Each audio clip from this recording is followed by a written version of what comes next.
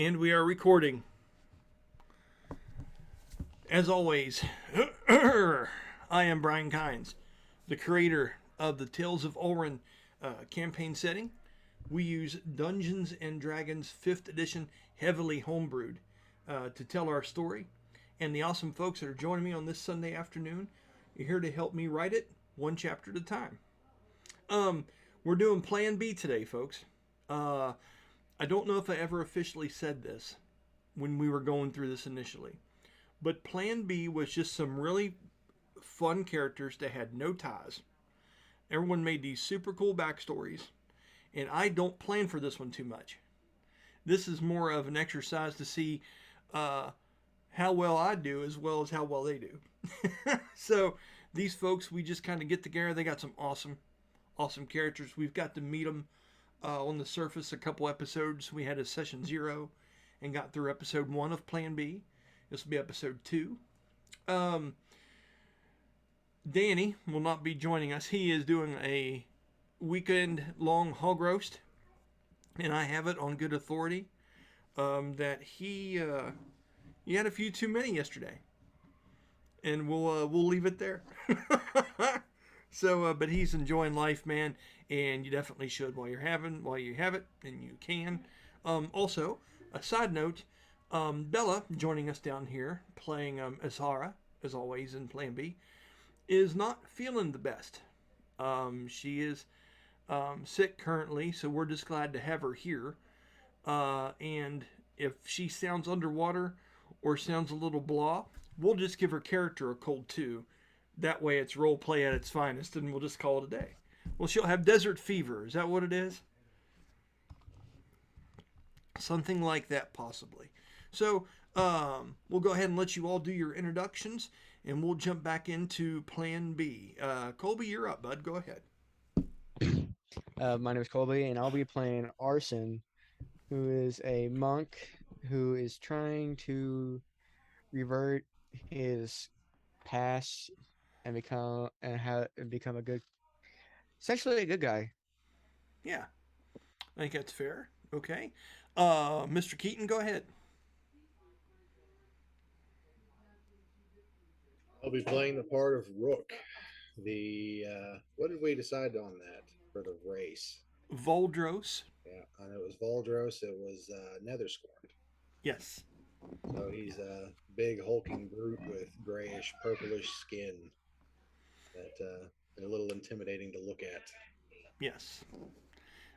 Very interesting character, and as we go through these, you guys will definitely see more of him and get more descriptions. And we're gonna go through a pretty decent description here when you all first meet in this encounter coming up too, Jeremy. So I'll give you a chance to shine a bit.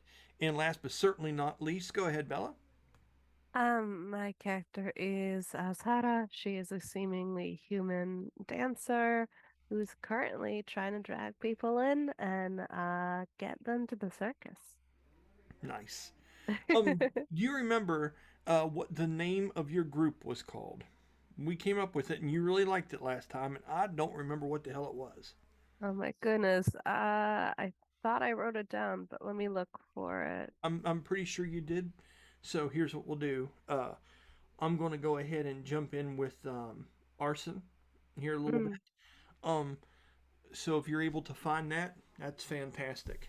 That will help things out, and we can move forward with that a little bit. And then once we go through his scene, I'll see if I can bridge some gaps, and we'll jump into you folks meeting at the podium there with all the flyers and the contracts that are stapled up to it for airship crew jobs. Sound good? Sounds good. Yeah, and another thing is, on top of me not feeling super great, my computer is also not feeling super great. So if it sounds like there's a tiny lawnmower in the background, that's just my computer just like having an aneurysm, but it's okay. It's doing fine. Right on. It's perfectly fine, dude. Like I say, we're just doing the best we can. We are not professional, nor would I want it to Oh, be. is it Yeah, Cirque Mystique? it was. It's on her character sheet. All right, cool. That's So that's awesome. what it Good is. deal. Good deal. All right. So let's go ahead and jump back into our sin. Now, Colby, if you could, refresh my memory as I get ready to pull up some music here. What were the last things you remember me discussing with your character? Um, that he got a voice, that he heard a voice from some some creature while he was on the back of the centaur, slowly passing out. Okay. Okay. So here's how we'll do this. I've thought about this one a little bit because like I say, we're flying by the seat of our pants, but we have backstories we need to cover and address and get us all together, right? So I remember that menacing presence that was larger in life, and as you were drifting in and out of consciousness, Arson, the veil, the thin veil between this other realm and reality were there seemed to be no clear separation to you. You couldn't tell if this was some kind of nightmarish dream. You couldn't tell exactly if this was some kind of painful reality that you were being forced to relive. You just remember being very confused, in pain, and this menacing presence seeming to follow you, calling out to you. And I'm talking when you heard its words, it seemed like the sky itself was calling out to you. Whatever this was large and encompassing. If I wasn't mistaken, I thought you were able to look over your shoulder at one point from the back of the centurion that was taking you through this twisted and cursed looking wooded area. Thorns on the trees and high risen water. Dark, no sun hardly at all. And you saw this large dragon-like entity floating and drifting slowly. It just seemed to be made of a pool of souls that were all pulled together, making the shape of what appeared to be some kind of large, slow rolling dragon up in the skies. You could hear the bellows and screams of tens of thousands of people that made up its mass. As the words were saying to you, come back. We're not finished with you yet. It seemed to be too much for our sin to bear.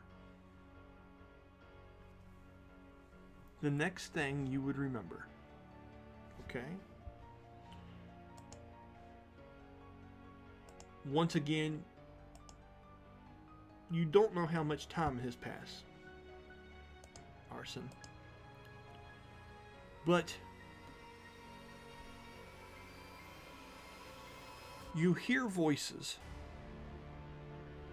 and everything is dark. Okay? And you hear a deep, sombering voice bellow out from ahead of you. It almost has pride in it. You can identify pride in a voice. And the voice seems to almost be metallic to some degree in the way it rattles off.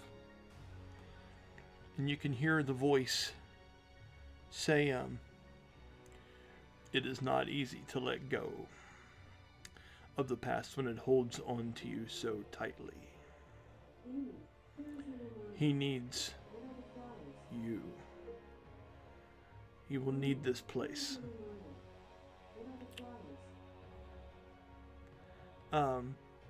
As it says that, you hear a older, very wise, foreign-sounding voice speak up. And when this voice speaks up, I want you to roll me a Constitution check. Tell me what you get on your dice.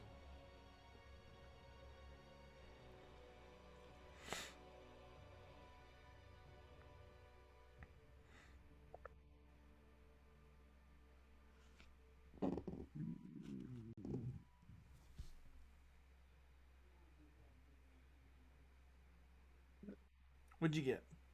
21. A 21. Your eyes shoot open suddenly, and you feel a chill of cold. It is bright where you are. You are not ready for it. As you go to open up your eyes, they automatically close again, and your physicality goes to shield your face. But with that high of a constitution roll, the shock of this situation doesn't overcome you, and you're able to quickly adjust. As you do,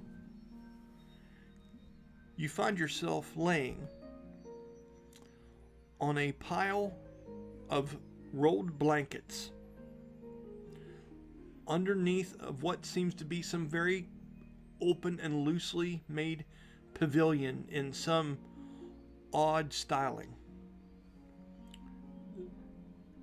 The wind is whipping up here, the snow is coming down, and the brightness from the sun peering through the sky, through the clouds smacks upon you. You hear a voice say, "It would appear that he is waking, would it not? You have brought him here, and now it would appear that I have to deal with him. Just one moment, guys. I'm sorry. I'm going to pause this for just a second.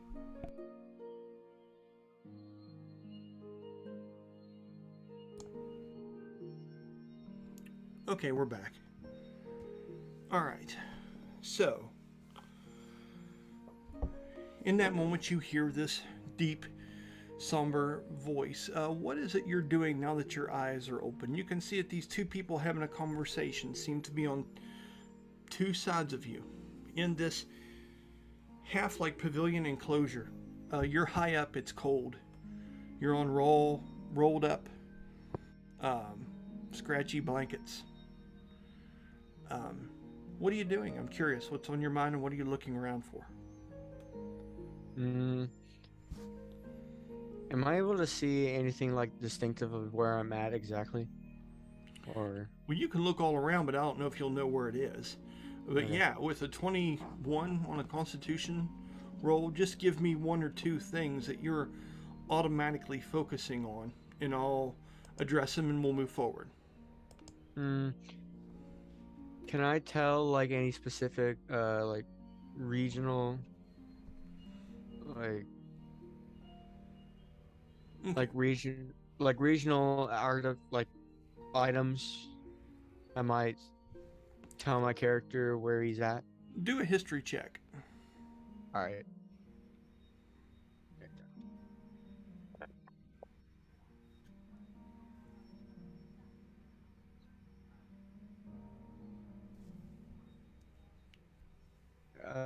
That would be a 10. Okay. So you perceive well, but you don't have much of a knowledge. You Okay. are up in a mountainous area. Wherever this place is, it is cold, the snow is blowing, and you can see out into clouds that are near the same level as you are. As far as a region, you cannot discern. This seems to be some kind of temple, a sanctuary, a safe haven of a way. But that's it. What else are you looking at? Mm. Do I recognize the two people having a conversation from w- right before I was like losing consciousness? No, No.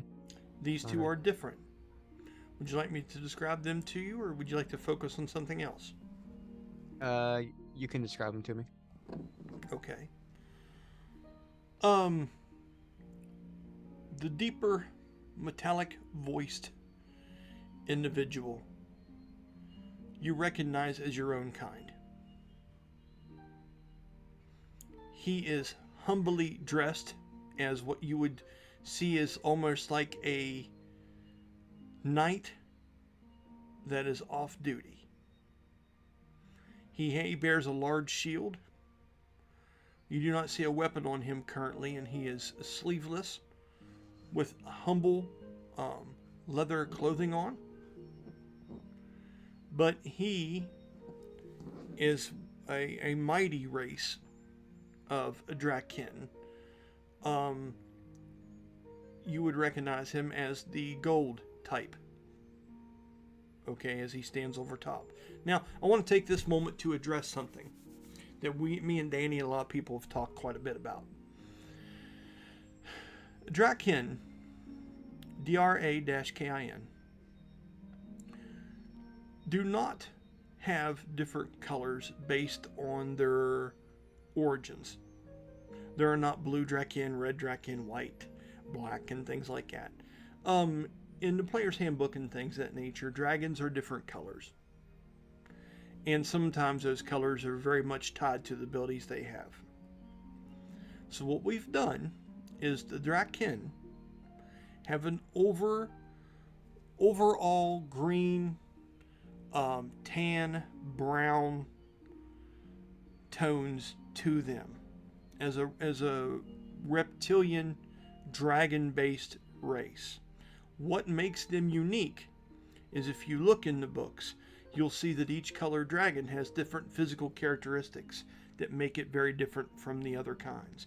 Whether it's the different designs of horns, the way the snout and the head looks, the way the wings lay on their back and things of that nature, the way their muzzle is constructed, the way their fins lay on their heads, the amount of hair they have, and things like that.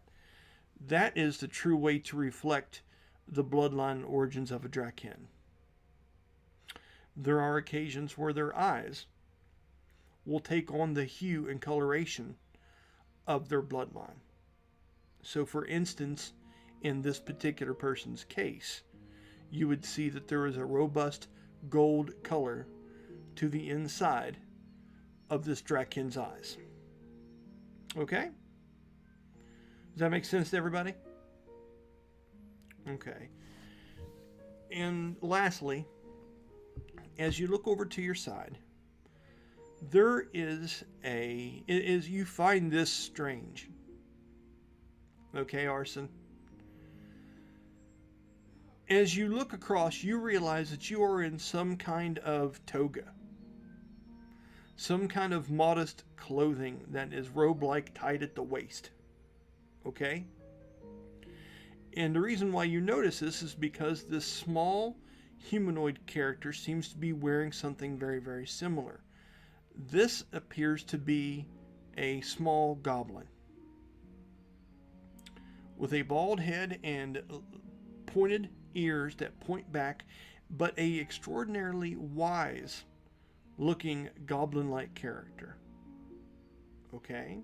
That is looking at you with a very studied look, almost stern with an arched eyebrow. Okay?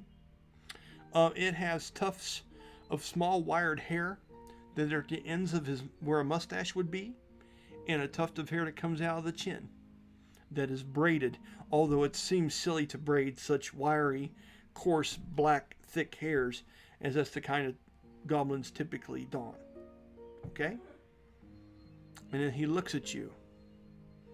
He says, "Well, hello. It is good to finally meet you." He looks over and he says, "Terran, I can take it from here. Tell the others that he is fine and that he can stay here for a time, depending on how well his progress goes." And he gives you a nod of a kind. You find all this extremely weird, Axon. Or Arson, sorry. Very weird. Are you saying anything in this moment as you see this large Draken give a nod? And he says, "If you are in need of anything, you need only ask. Nidemus has already made preparations.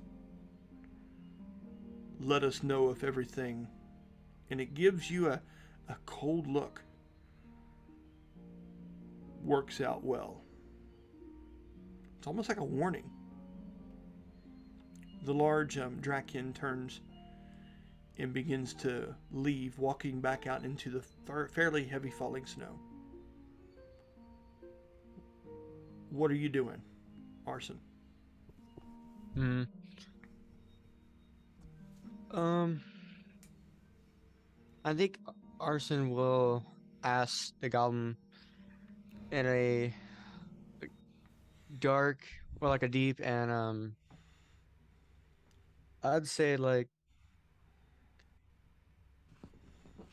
raspy because like he's just like just now waking gaining conscious, Uh-huh. and he asks where exactly am I?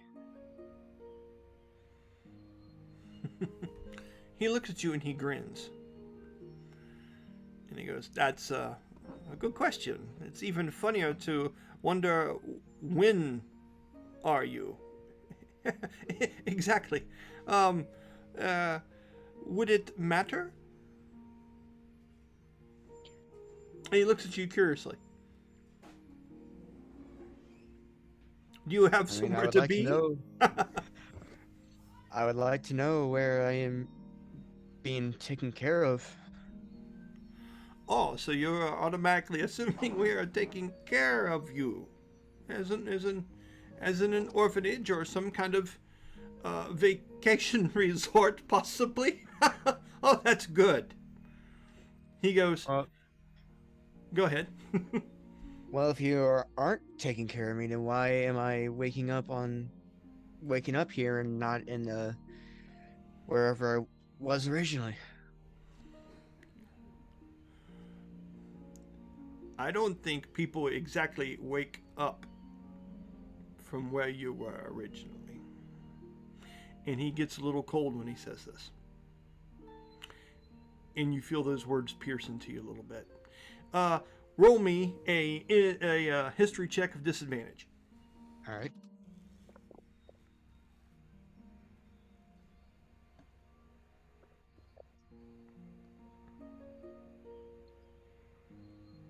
Uh, the disadvantage it came out as negative as a natural one. Perfect. Colby, your character in that moment, you don't know exactly how long you've been going or where the hell you've even come from. Your past is a blur to you at the moment, and it fills you up with quite a bit of panic. With a 1, he can detect that, definitely. And as that happens, he comes over to you, and he puts his arm up, and the sleeve shakes down, and he sticks his hand out, and he says, no sense to dwell in the past. Stand up. Moving forward is the best solution for you now. Come. I'll give you the tour of the whole facility. And then you can tell me if you're lost or if you know where you are. And he offers you a hand up. I take it. Okay. For expedience, over the next several hours, this man introduces himself as Tanima. You want to write a note of that down. And you are being, How do you spell it? however you want to, because he wouldn't care. Tanima. In the end, you could spell in M-E-H, as in meh. And that's intentional. The rest it wouldn't matter. As long as you know it, that's all that matters. As he walks you around the facility slowly, you see people that are young, student-like people of all kinds that are training to fight.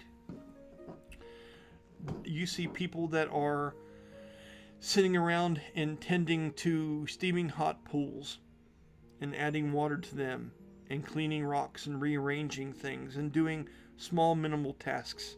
And these people seem to be soldiers, sorcerers, people that have nothing left but the skin on their back. And they are practicing how to just be a part of progress again. This seems like part training of not just the physical, but a retraining of the mind and the spirit for people here. He tells you this place is called the Sanctuary of Wrath. That is the name of this particular place that he is giving you a tour of. Okay. The small goblin character, Tanima, tells you that many people seek this refuge out because they have got lost in themselves and their own hatred, their own inadequate, their own failures, and have lost focus on what they're trying to accomplish in their lives. And he's not here to teach people a certain way. He is here to teach people to find their way. And he takes you over to this one particular place. This is one of the higher up areas. There are levels of steps that go up from platform to platform in this very unique place. And as you walk around near the edge of it, you would see that you are very high up above a large mountain-like city that seems to be carved into the side of the mountain with several different layers. You can hear the sounds of almost like a festival and celebration chiming up through the clouds now that you've walked out kind of close to the edge of some of these outer places as he's giving you the tour of this facility, right? And then in the distance, you would see an airship burst through the clouds, but only for a moment as the snow is heavy and the clouds are heavy at this time. It startles you as it shoots and flies around the outside face of this mountain.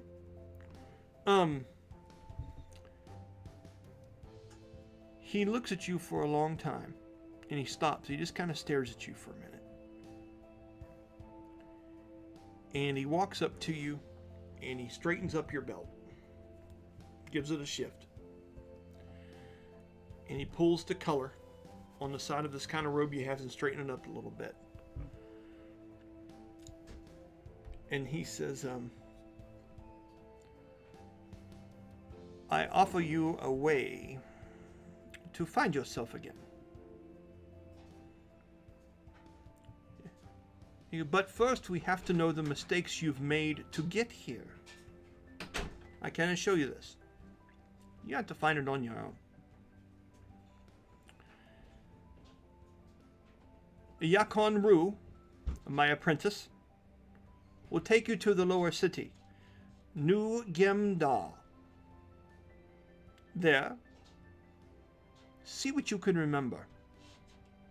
See how much of your past comes to you. Maybe something could trigger it. Maybe, I don't know.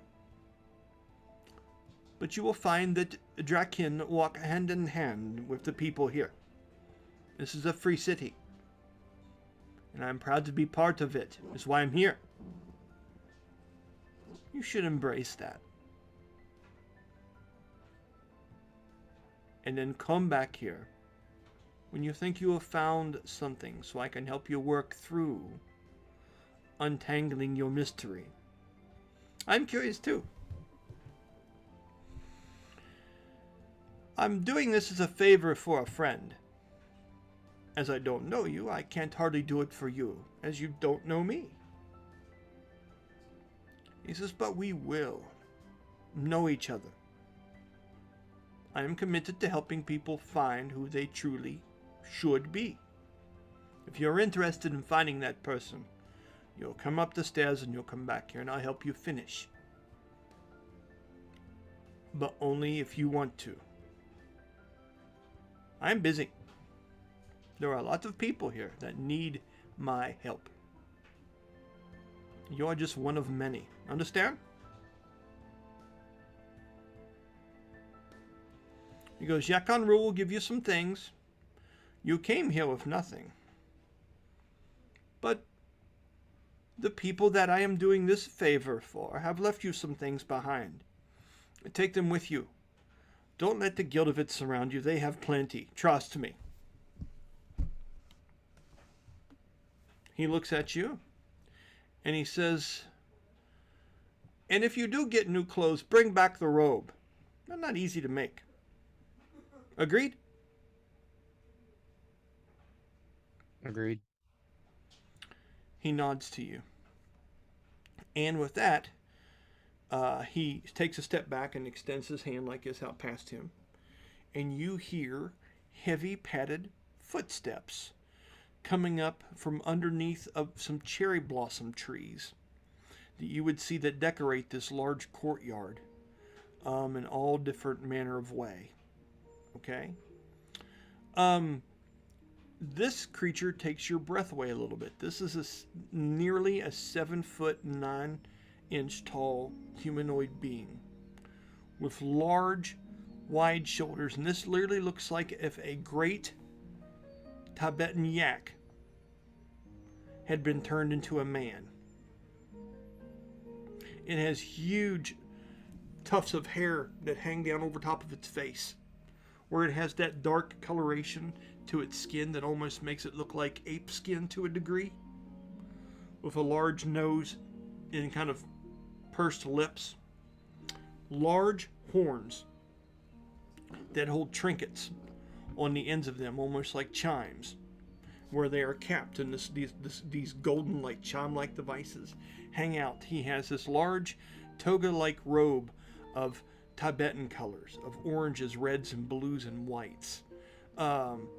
Almost similar to what the Atlati kind of have sometimes, Colby, just so you know, personally. Large, hulking arms that are densely covered in fur. Thick wooden sandals that go over top of hooved feet.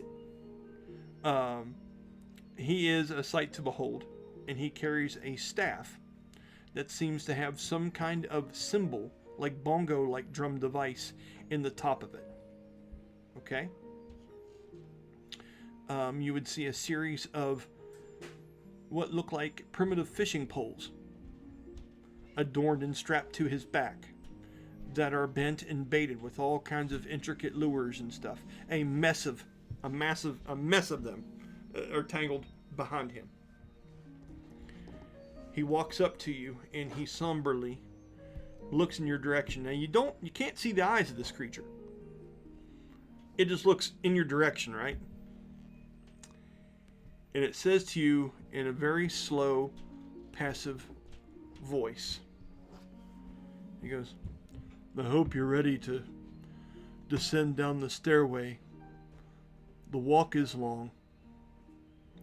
Come with me and stay behind me. If you fall, I will catch you. And he just takes off walking. And he doesn't wait for your approval. And he takes off walking in a direction to leave this place.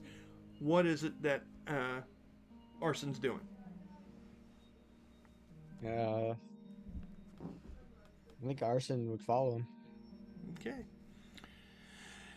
As you leave out through this place, there's one main building you usually always have to go through to get in and out of the Sanctuary of Wrath, and that is one of the main large buildings.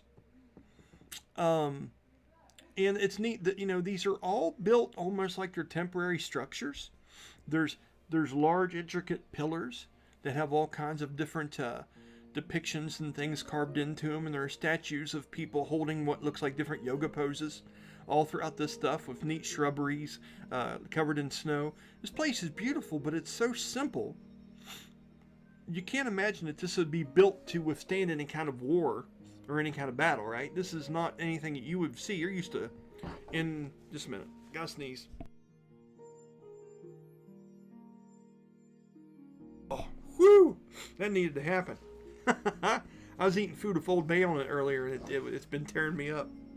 So, as you're going through the main part of this large, not so structurally sound looking, artistic looking pavilion-like room, you would see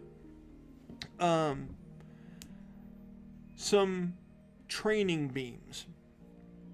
Some of the pillars that hold this thing up in the middle seem to have rotating beams that are made of stone and wood that have different kinds of arms and accessories that are attached to them as they spin and move in random ways. And people stand up in front of these things and practice blocking and punching and dodging on them.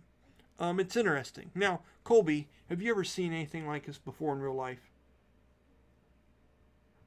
I don't remember the exact name of these devices, but there's a wooden version of these that martial artists use.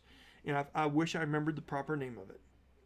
But they are these wooden poles that have different, what looks like chair legs or wooden spokes that stick out of them. And martial artists will go up into them, practice smacking certain ones and blocking in different positions on them to get familiar with the movements.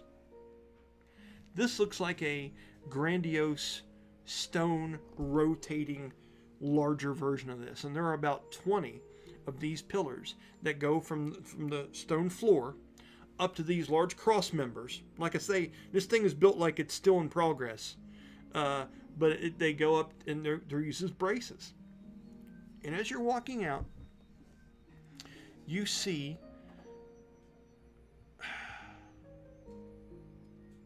I don't even know. You wouldn't know. No, you wouldn't. There seems to be something that looks like it's a mixture between some kind of feline great cat and a person that is working on practicing on these pieces. It looks to be of lion descent with golden brown fur. And the heavy hair and the mane around the neck of this thing and the back head have been pulled up into large braids, kept tight, and then pulled all back into a mop, and then hang down the back of this creature. He is dressed in a armless vestment with large leather pants wrapped around the knees and downward, with an armored plate, almost like a half kilt, that hangs in the front, and one that hangs in the back, down over his ass. He has gauntlets on that are wrapped up and look like they've just been beat all to hell. And he is working out hard on one of these pillars. To the point where everyone else that's hitting on these, and there are about 8 or 9 people that are doing this, look like they're uncertain of what they're doing compared to what this individual is doing.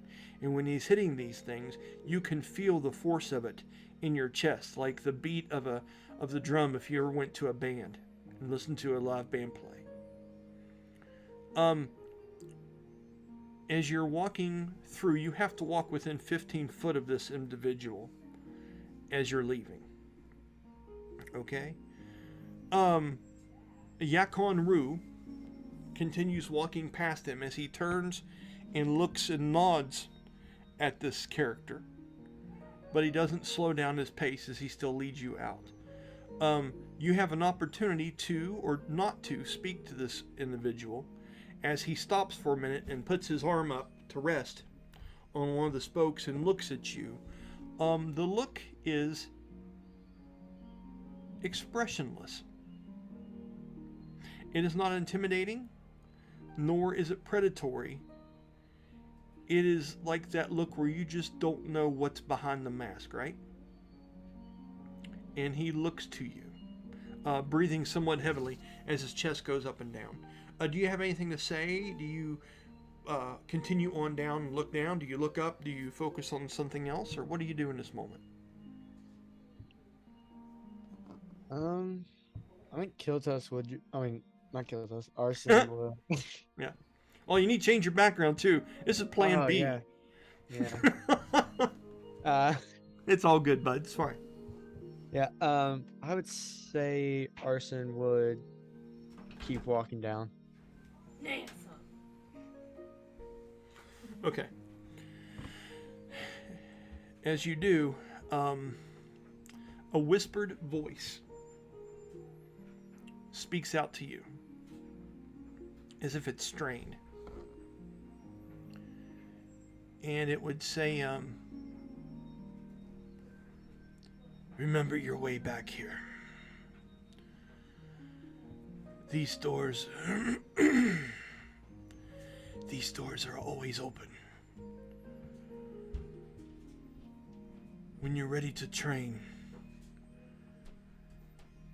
and you need a warrior's challenge, you let me know. As the character clears his throat again, it goes back and begins to repeat its movements on these stone appendages even more intensely than it was before. Do you just take these words? Do you say anything in reply, or do you nod in acknowledgement, or what do you do in that moment? I think I will nod back to him in agreement. Okay. With that, you would be heading down a long, slippery and icy set of stairs that lead down the mountain. Now, to explain to you kind of what this is, you've seen images of the Great Wall of China, right? Mm-hmm. And you've seen these large stretches, and we're talking about the pathways where the soldiers walk on top of them, right? Mm-hmm. So you almost have to imagine that this stairway that leads up to this place, this sanctuary of Wrath Temple, that seems to have been placed up there, and the pieces brought all the way up this mountain. Maybe airship delivered them.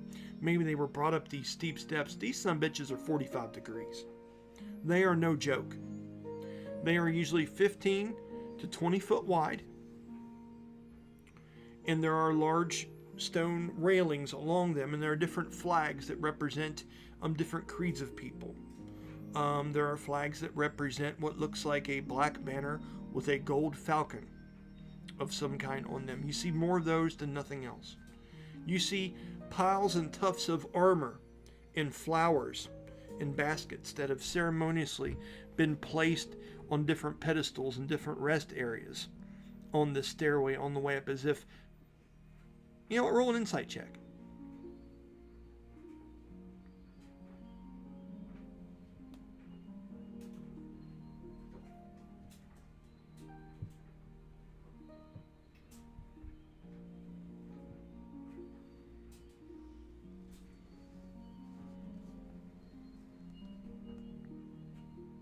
What'd you get, Colby?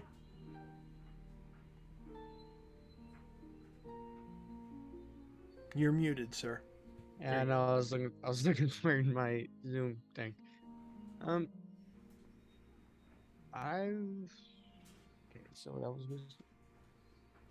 I was trying to see. Hadn't have it. My wisdom. My proficiencies ain't really marked on like one, and that's on. Isn't really Okay. marked on one thing, but wisdom insight that would be 12. Okay.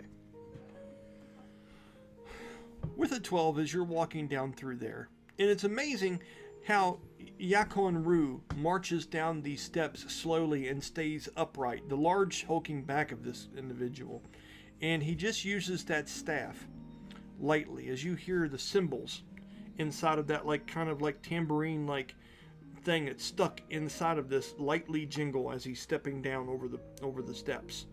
And every once in a while you can see him kind of tap a couple steps and break the ice off of them before the large wooden planks underneath of his hooves hit these areas.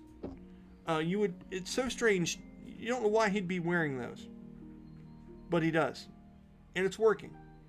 And as you're doing that, you look around and with your insight and things of that nature, and you see a pile of this particular armor. When you stop to look at it for a moment, all of a sudden the chiming stops and the wind howls, and you know, although you're going downhill, your legs are starting to get a bit weary. You're weaker than you thought you would be, and the strain on your knees and keeping your balance on this place and the wind hitting you is taking its toll. Okay? And a soft voice cuts through the wind from in front of you. And he says, a lot of the people that seek Tanima's guidance leave a part of themselves behind. It's almost metaphorical. if you believe in that kind of thing. It's almost like the steps are a way of telling you, hey, you're carrying a lot of burden, fella. Might as well go ahead and take that off if you want to get to the top. Symbolic. Symbolic. And he just kind of nods his head, you know, as he's kind of halfway looking over at you. Do you respond to this in any way? I would just nod my head in agreement. Okay. He goes, "It's all right. I can be quiet too. Sometimes. Let's continue, shall we?" And he nods and taps with that staff, and down you guys go. Okay. We'll say you've reached the bottom. At this point, the city opens up in front of you. Okay. We're going to pause with you, and we're going to go ahead and get to the two folks below me. Okay, Colby? All right. Rick and Azara.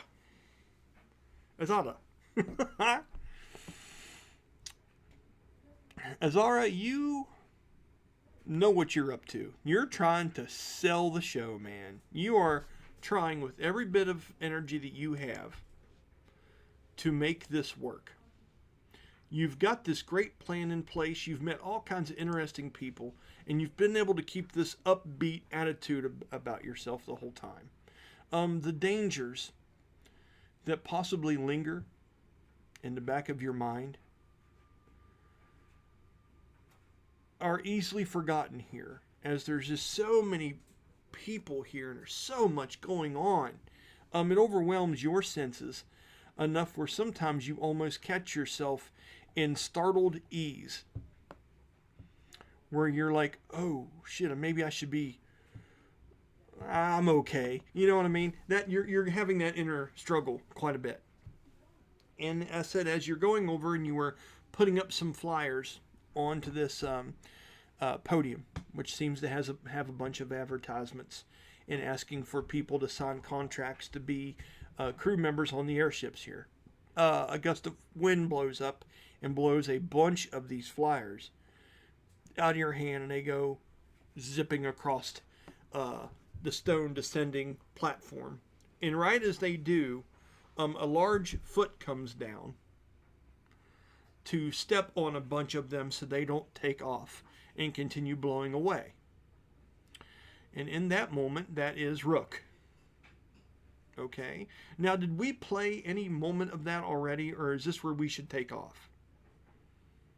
Okay. So what I would like to do is this. You both have your own agendas. I want you to keep that in mind. Okay, Rook, you know why you're here, you know what you have to do, and you know what you're trying to look for. You know that Daddy got you the job with Garrick Teardannon, but that's had its time, and maybe you're sick of riding that out and those little two goodies two shoes for you, and you're sick of that and looking for new adventure. And there's all kinds of things for you to find here, all kinds of new airships, figuring out what crews are going on, what this city's trade is, why there's a festival going on non-fucking stop. You know what I mean? And then with you, Azara, you have all your shit too. So this is a first meeting of your two characters. So go ahead and play out whatever you'd like to in this moment, and I will tell you what's going on when the time arises. So in that moment, who would like to speak first?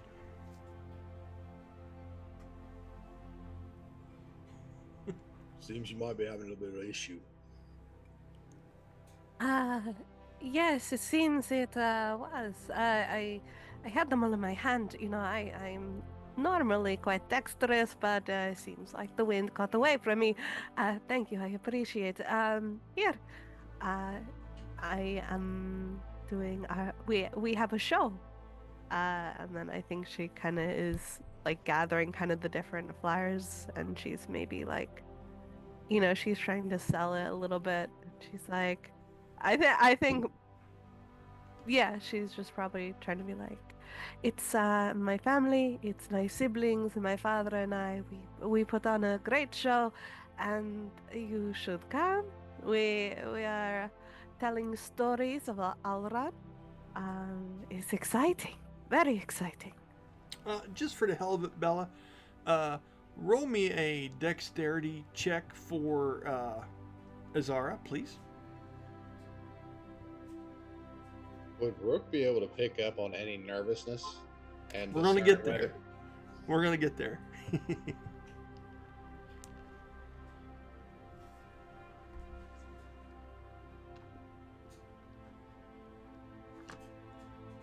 What'd you get on your check? Let's see, that is I rolled a 17, and Really? her dexterity is +3. 20. No, yeah, dirty 20. Hell And yeah, that's- dude. Is she proficient in dexterity? Yes. So that would be what, 23? I think 22, because your proficiency 22. bonus is a 2 right now. It's low. Okay. Okay, so 22 is still freaking amazing for a Mm. level 3 character. You know, it was interesting when you got those underneath your foot, she was able to grab quite a few of those. You saw some very fast movements.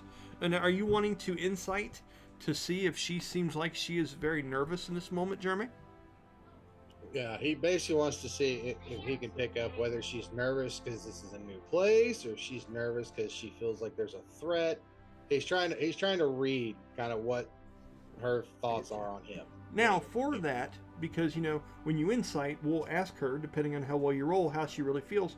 Why don't you describe what Rook looks like in this moment so we know what she's looking up at, that just put his foot down on top of all of her flyers? Because I think that's going to help define and paint the picture in her mind. Is that fair, guys? So when she looks up and sees Rook, he's wearing garbs that cover a majority of his body. He's got a hood up over. He's got a scarf that comes across. It's covering nose and mouth. So all you can see is this grayish, purplish skin past his eyes, dark colored eyes. And he stands, I think we said he was what, 7.5 foot tall. Yeah. He's got, he stands really tall. He's got really large arms, forearms, big feet. The foot that come down on the flyer probably as big as the page, or bigger. Yeah. He's a very large, dark-skinned individual.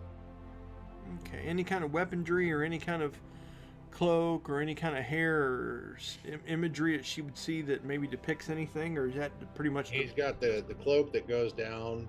It comes off the hood and Okay. comes down kind of off of one side more than the other in the back. Okay. And I don't know that he would carry too much of his weaponry out in the open. At most, you might see a sword at his side.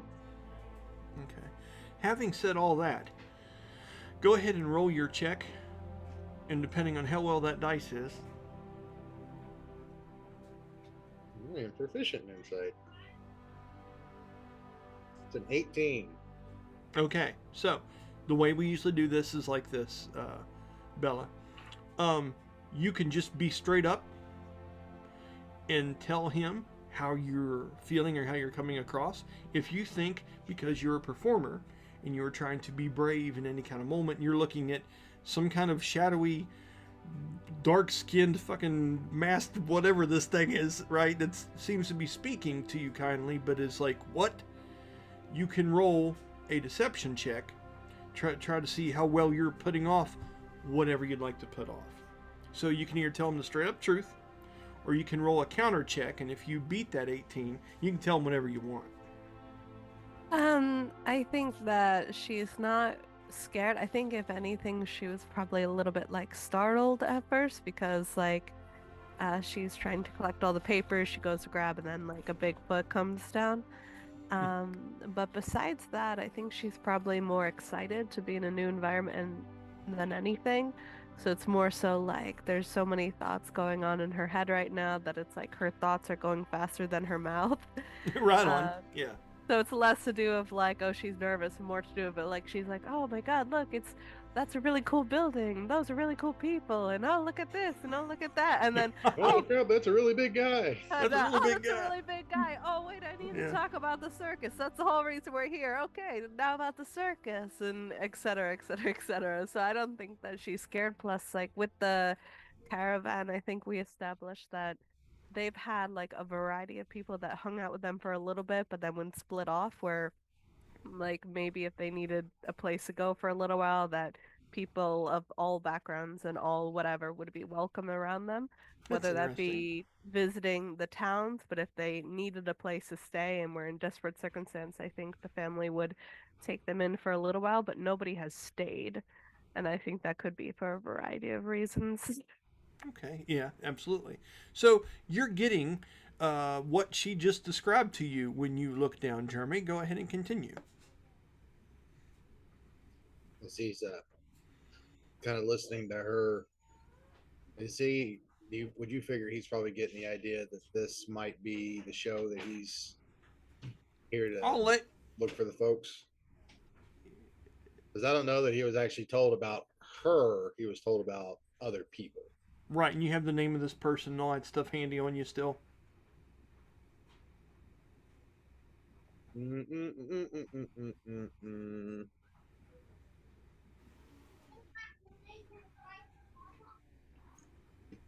probably in my drive.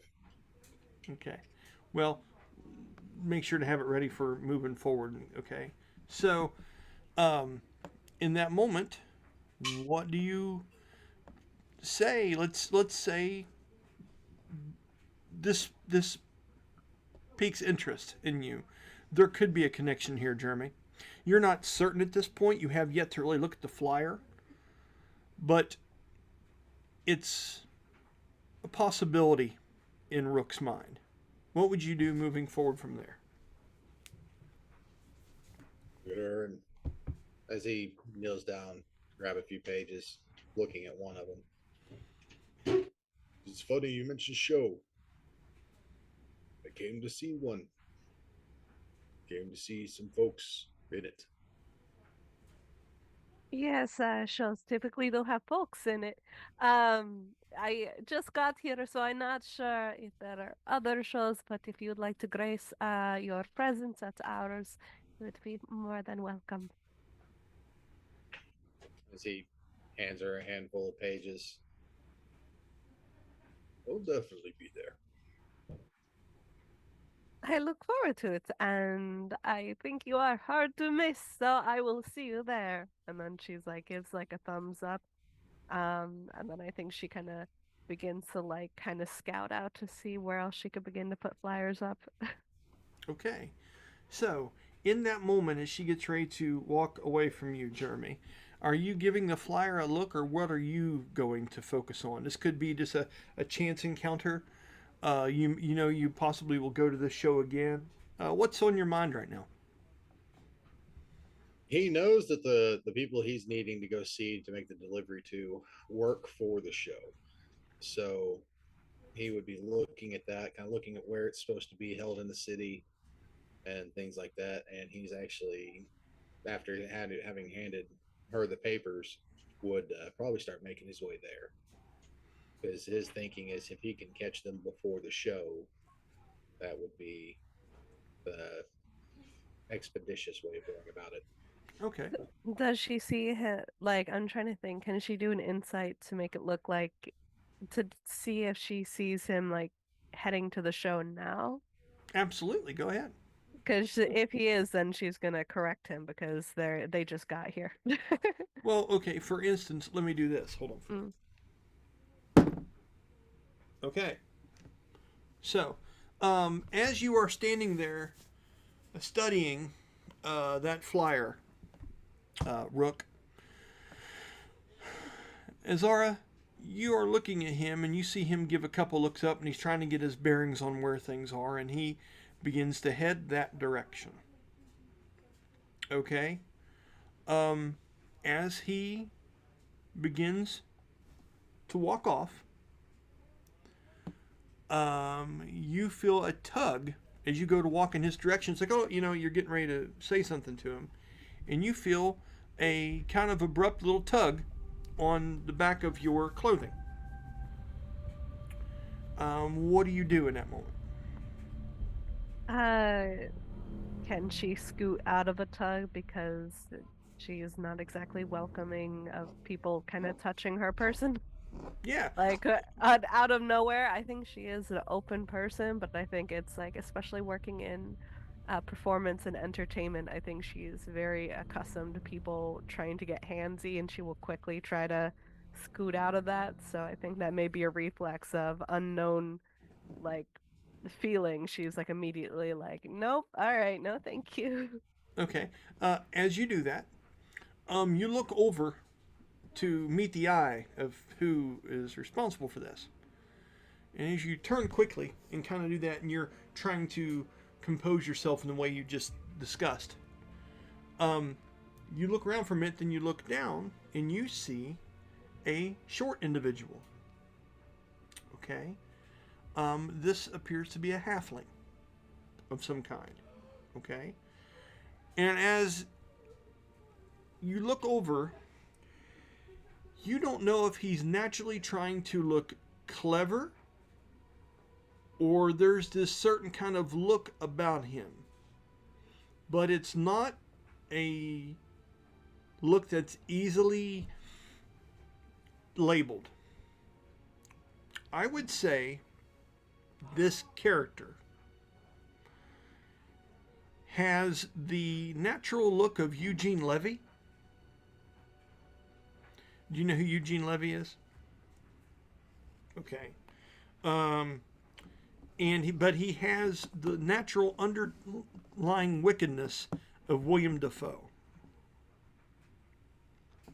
So Eugene Levy was the large, dark-haired, dark-eyebrowed guy that's from Canada. He's an amazing comedic actor. He's the father in, what is it, Schitt's Creek? Is that what it is, Jeremy? He's the father. The fro of gray and black hair and the very big, heavy eyebrows. You know who that character is, Bella? Okay. So that's him, but with the sharpness and underlying sinister kind of thing of William Dafoe in his best acting roles. And he's kind of looking up at you with a curved eyebrow and half a grin showing some teeth. And he seems to be full on, heavily cloaked, and decked out murderous rogue. Like you can see 8 daggers strapped to him and his boots right now. You see the brooch of a spider that's holding in the middle of his plate here, as he has this dark velvet-like cloak that is black velvet on the outside and black leather, or black leather on the outside, black velvet on the inside. And he looks up at you with this large swath of brown oiled hair that is slicked back with gray streaks on the side of it. And he looks at you and he says, surely if you were going to give something like that a flyer, I could get one before you take off. Am I right? Yes, of course. We like to welcome all. Right. I think she's definitely getting bad vibes. I don't think she needs to roll insight for that. So she's gonna immediately go back and tell her family of this guy. But she's not gonna be like, yeah. Okay. So, with that, are you just walking away from him? No, she's like trying to commit as much of him as memory, and she's like, "Oh, I'm sorry. We like to sometimes, for audience engagement and trying to know our people. What is your name?" He says, aren't you at least going to hand me a flyer first? Oh, she did.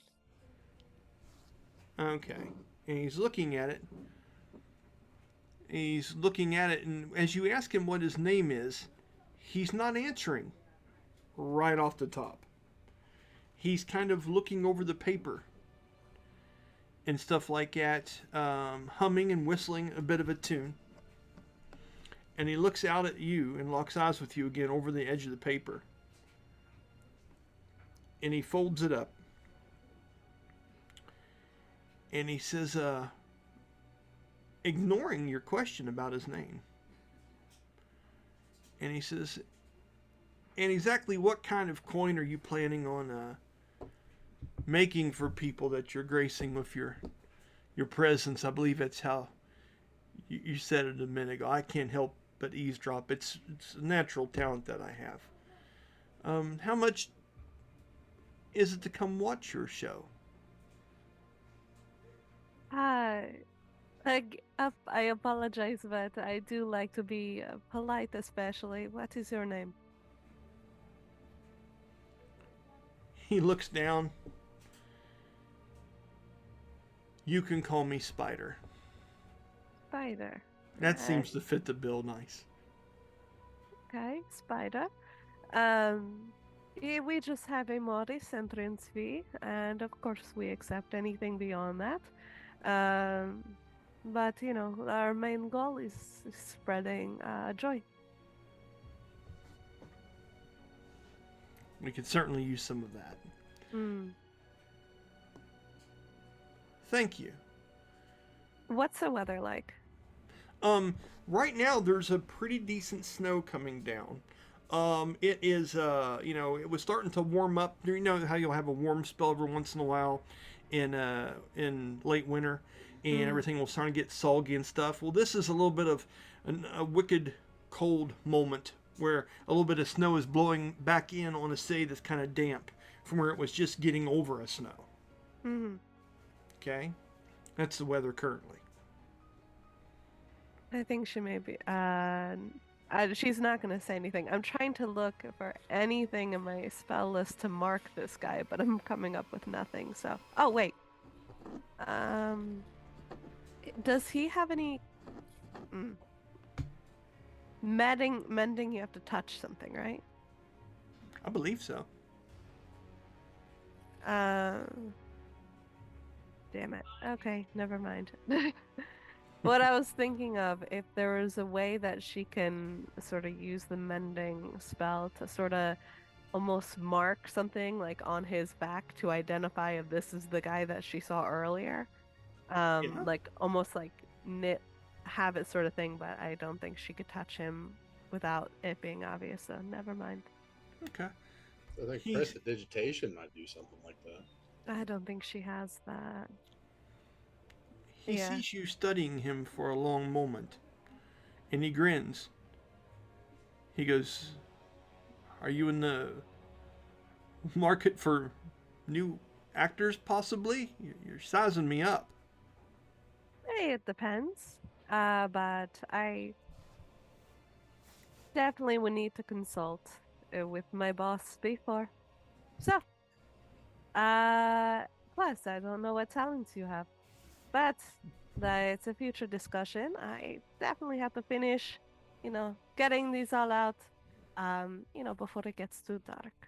So, He smiles and goes, "It is a discussion we'll have." And he says, "Now that you know my name, and I know that you're performing here, what, I don't see a guild stamp or anything particularly on this paper you've given me here, and I was just curious. You mentioned boss just a moment ago. Who's that exactly?" we're just a collective. A collective. I collect too. Mm. That's interesting. In but I'm sure they're part of the show and they'll be there Hmm. tonight. It says it right here. And he Yes, kind of smiles and says, "This should be fun." it He goes, should. We hope. you take care of yourself." And he smiles and he turns. Roll a perception check. Would it be safe to assume Rook hasn't quite made it out of earshot to hear that exchange? You can do a perception with disadvantage.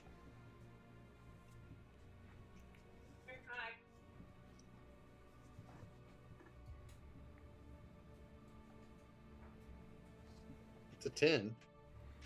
Okay. She got a 7. Okay. Um, I'm going to say you both notice the same thing. As he walks away, and you're looking over at this person, you notice that maybe he tugged with a 10, right? And she turned around. And as she walks her direction, now she's looking for you again. Because she was going to warn you, the show's not yet. When you see him walk away as he was grinning, as he turned away from her, it went serious. And his eyes kind of firm. And as he's walking away, and that draws you in, Jeremy, now she's oblivious to this. She doesn't notice it. People are looking at him with a bit of fear. And people are kind of hushing and kind of not locking eyes with him as he walks away from her. With a 10, that's what you would notice. Okay? And that would have made you stick around for just a minute to see that. And with a 10, there's people here that want to make sure they're getting their fair share. And to see what's going on with new folks in town. And you are used to the underbelly of stuff that happens on airships. You get the way shit really works in a city. You've seen it in all kinds of ports. And you just saw it again. So there could be something naturally welling up in you, Rook. She may need someone to stick around with her to make sure this show goes off. But that's just one thought of the multitude of thoughts you could possibly have. You could think maybe she's in trouble. You could think maybe there's a lot of things. But with the 10, you notice this. What is it that you're doing as Asara looks around and locks eyes with you as you are studying her surroundings? She was getting ready to tell you not to go far, and then you stopped watching this exchange. As he turns on his heels and sees the exchange, he's going to move in such a way that if he were to turn back to look at them, he would see Rook back. And he'd be looking at Zara. People whisper because they're afraid of me.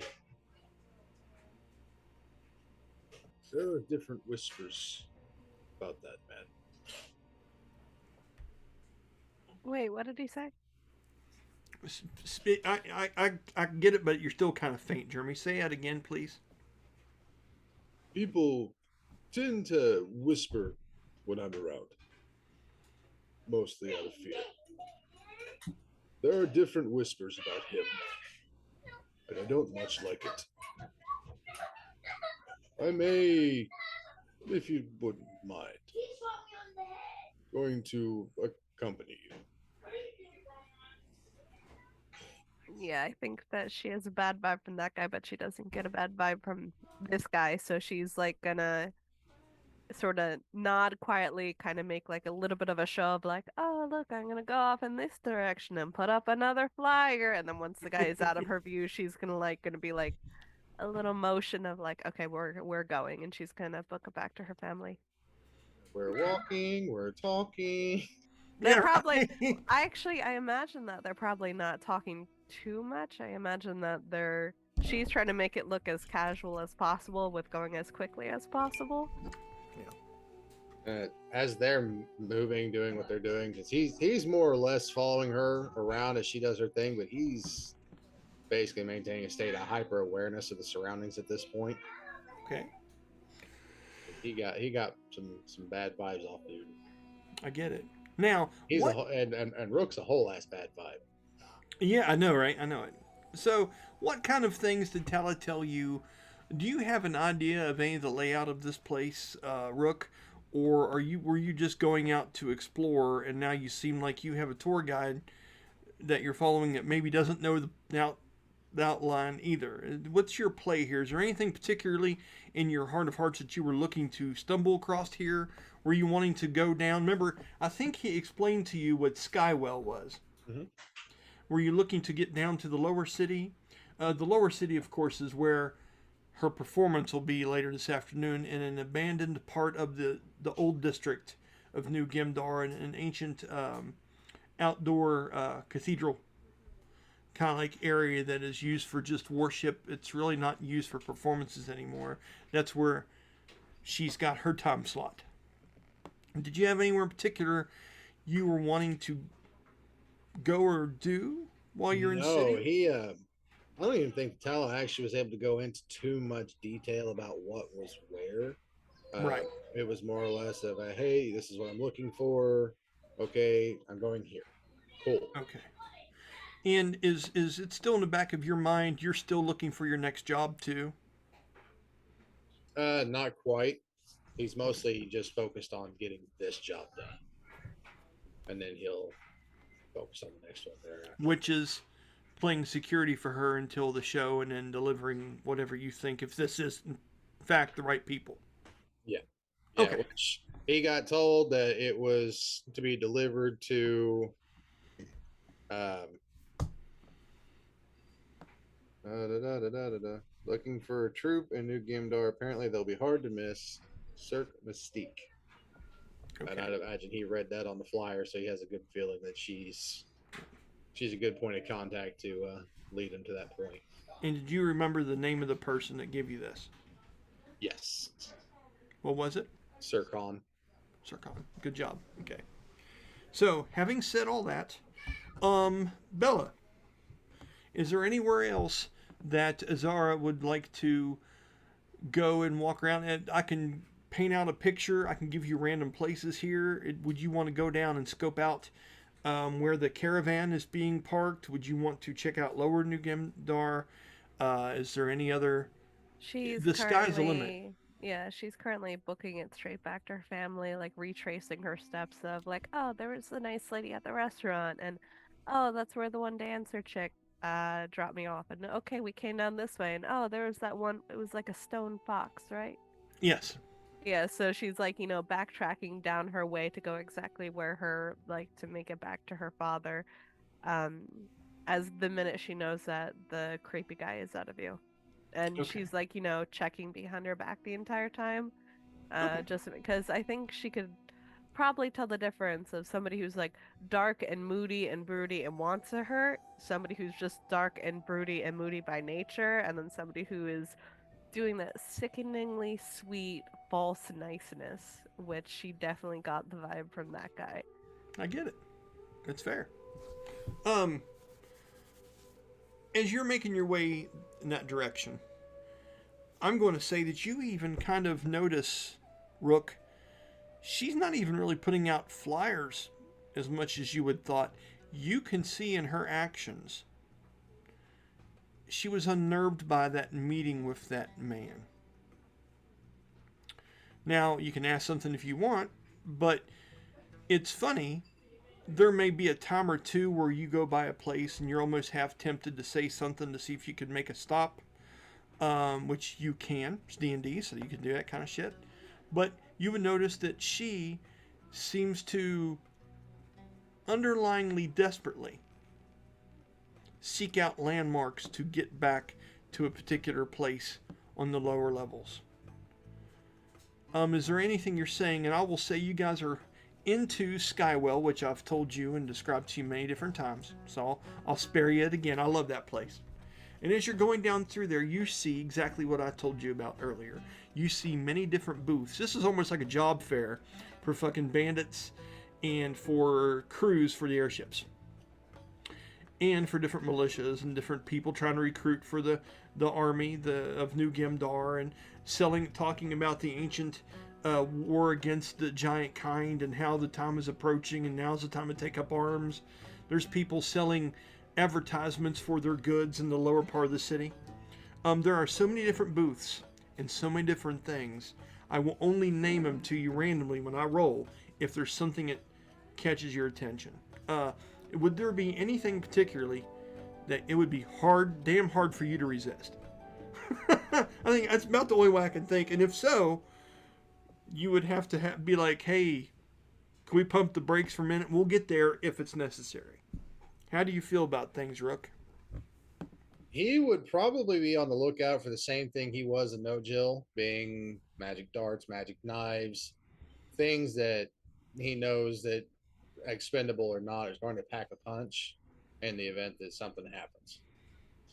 He's not looking for big fuck off acts or anything like that. He's just looking for little things that he could make good use of. Okay.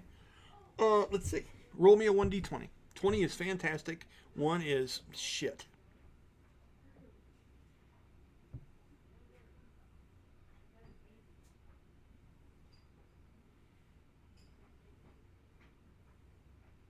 What was it? 12. A 12.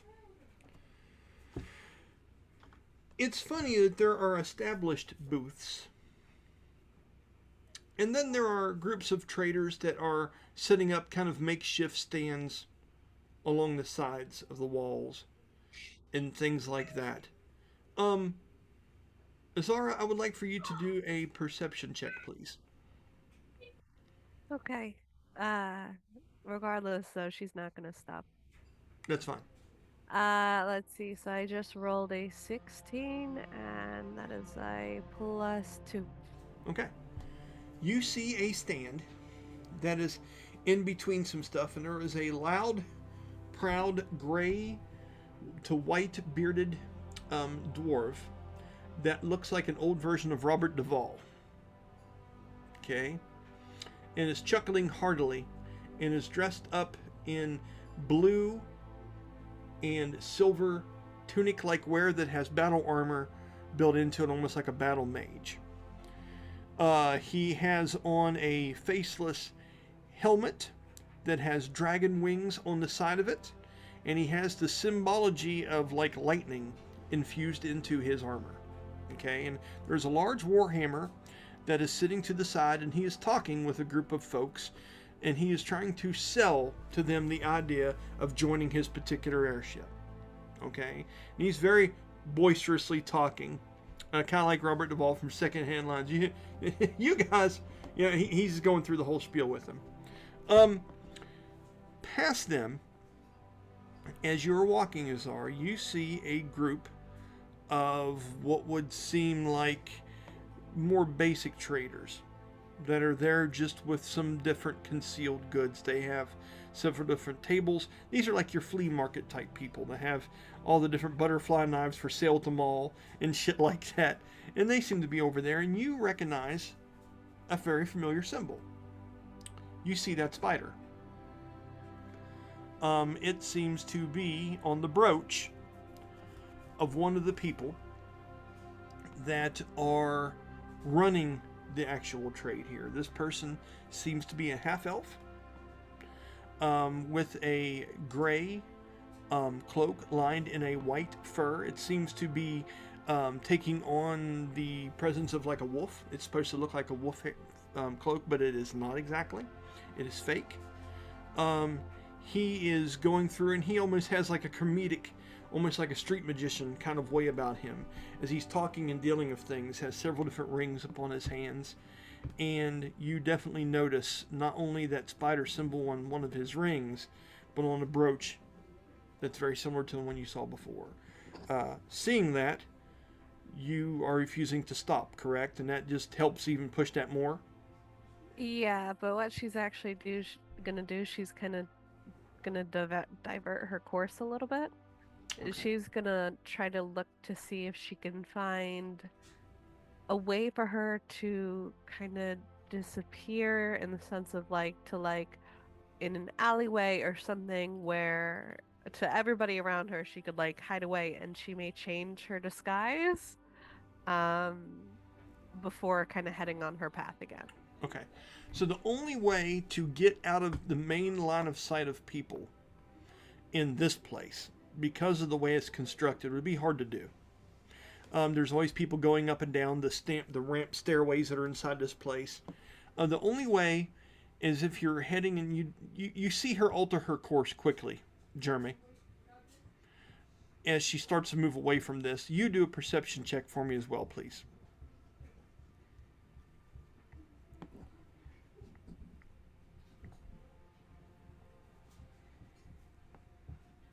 $21. You see why she diverted.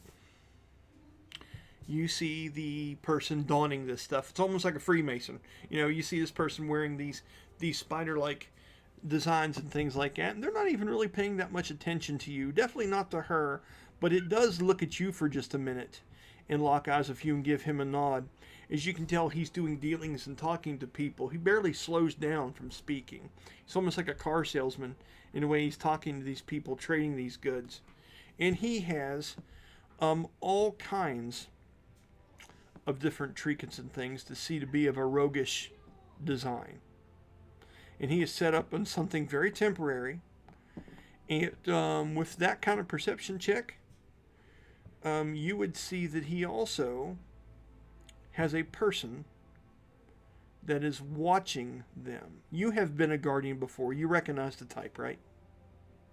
So as he's running the booth and doing all these things from a distance, as you look down the wall, maybe 15 or 20 foot, there seems to be a person that has their back up against the wall with one leg kicked up. And they seem to be kind of looking around and every once in a while glancing over there. And this person just gives you a passing look. You're certain that this person is watching and protecting that person. Okay? If I had to describe them, I would say that this person appears to be...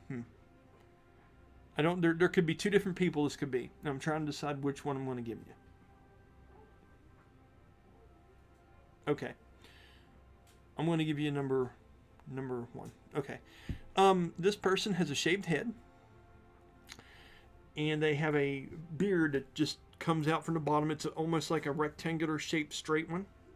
And they almost look like a swashbuckler type pirate-like character. But on his left arm, he has what looks like some kind of mech-on accessory added to it that seems to be like a 3-barreled arquebus. Okay? Attached to his left arm. If I had to describe him, he looks like, and I'm sorry, I can't remember the name of the actor, but it's Breaking Bad, the one that made the meth. What's his name? I can't remember the actor. Super great actor. Been in a bunch of shows that I've enjoyed, comedically and seriously. That's who he looks like when he's having a bad day. He has that intent kind of look to him. Fairly well-built individual. And he has large, folded-down, pirate-like boots. And he sits there, and he has his other arm, and he's just spinning that chamber of his arm, and you heard these loud clink, clink, clink, clink, clink, clink, clink, clink, as he's spinning that chamber, as he's looking around, just watching people walk by. That's what you noticed, Jeremy. And she seems to have looked at it and made her way away. Are you doing anything in that moment? He's going to give the feller's wares kind of a quick glance. Okay. He's going to try to keep a relative idea of where she's gone. Okay.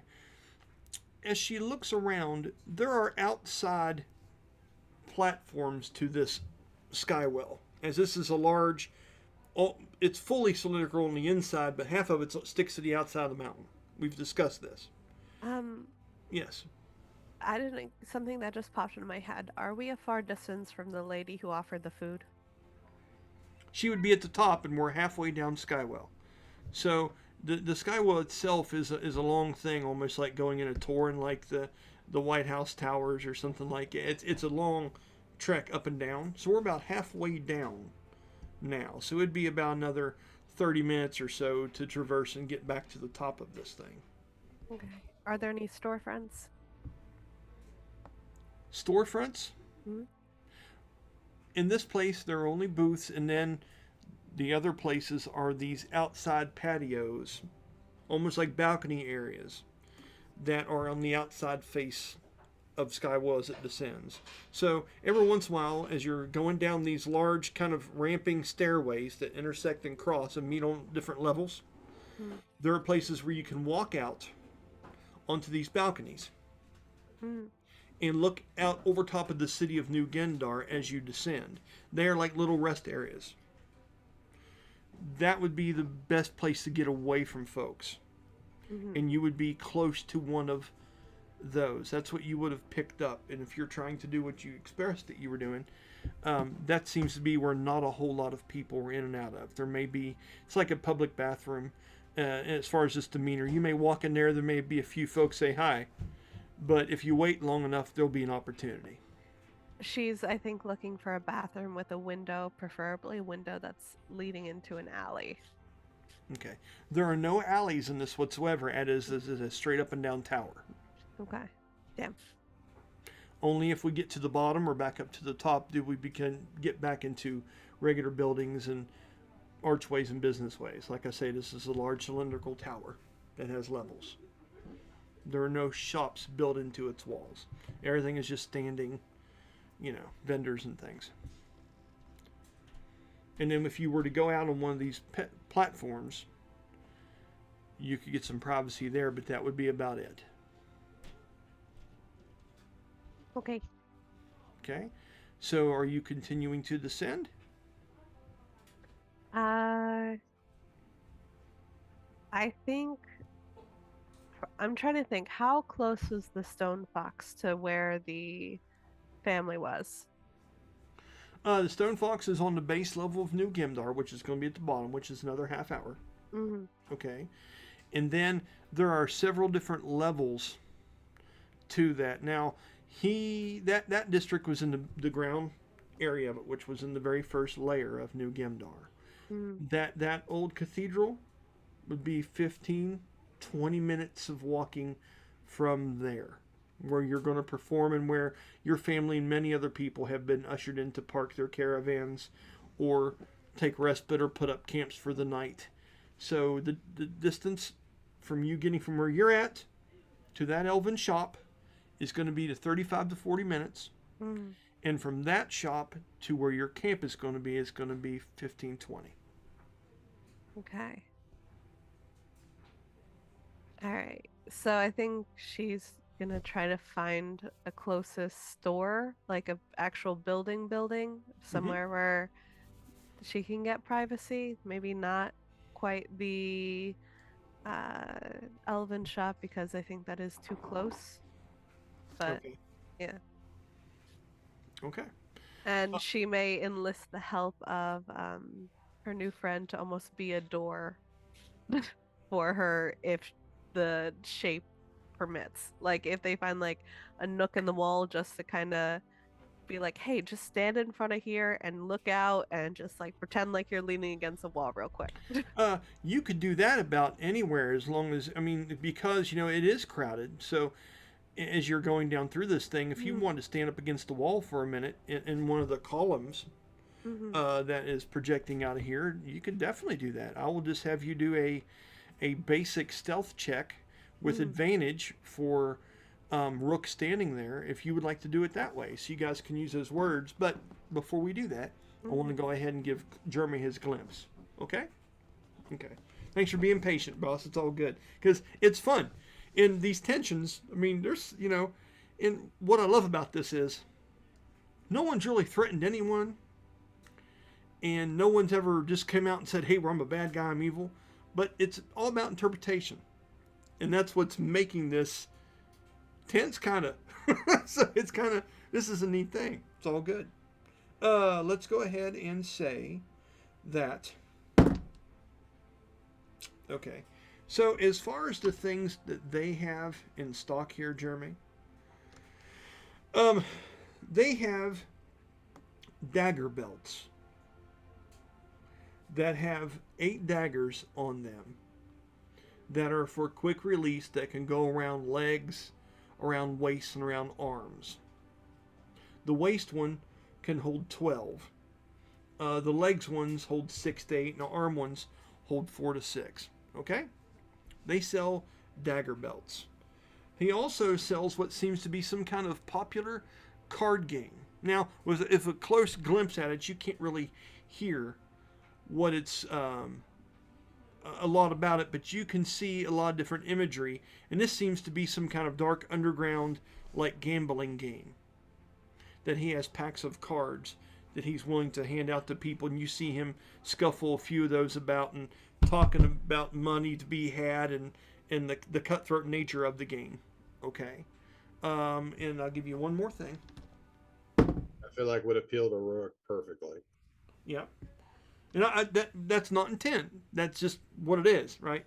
And then the last thing that he would have, that's the category. Let me remember how I do this real quick, because I make this up as I go. Okay, so I have category dice. Okay, there's that, and now the decency of that particular category. That's really good. You can't get better than that. Okay, so the category here, he also has boots. Okay, different style type of boots and things like this, and you see a pair there that seem to be particularly fancy, and they have a look kind of like that leather, dark oiled leather on the outside and that black velvet interior on them. With your check, there seems to be some kind of image that is pressed into the leather, but you can't make out exactly what the image is. But no one looks at the boots, as they seem to be a little bit more expensive. Okay? That is what you see. What is it you're doing? At that point, you also see her searching around, and I'll even say for shits and giggles, it's a good movie scene we have going on here. You're looking at the goodies, you're like, ooh. She sees spider, she's like, huh. Now she's looking for a place to go, and you're scoping out, and you see the bodyguard that possibly is watching this shit. It's a very complex moment. So, Jeremy, what are you doing?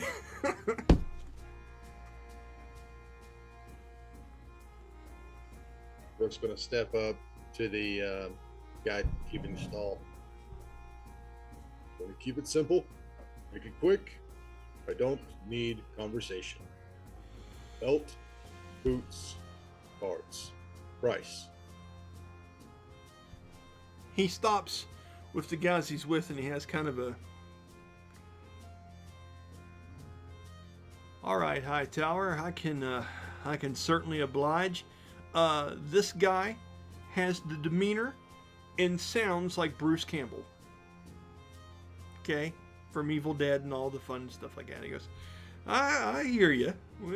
We can get there. Boots are going to run you probably way too much, friend. Let's just be honest. The daggers, looking for about 10 Orson each. The belt itself will cost you about 1. Let's go ahead and say that we're going to run this here for... You look like you might have some cutting to do. I'm willing to give you the whole thing for 25 Orson.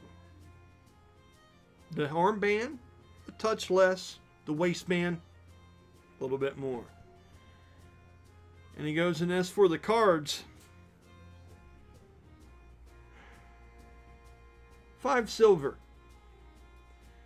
And remember to thank me when you make some money with them. You see him wheeling and dealing. As your heart is beating a little bit and you're really needing to get some cover. Go ahead, guys. What's going on? Rook is being loud enough that he's trying to make sure that if there's eyes to be seen, to be had, that they're on him. Mm-hmm. And does he know? Is there a certain conversion between gold and Orson? Yeah. So, I'm trying to remember. So there is, that's Orson, and then I'll tell you just 1 minute. Let me look it up real quick, boss. Okay. Okay.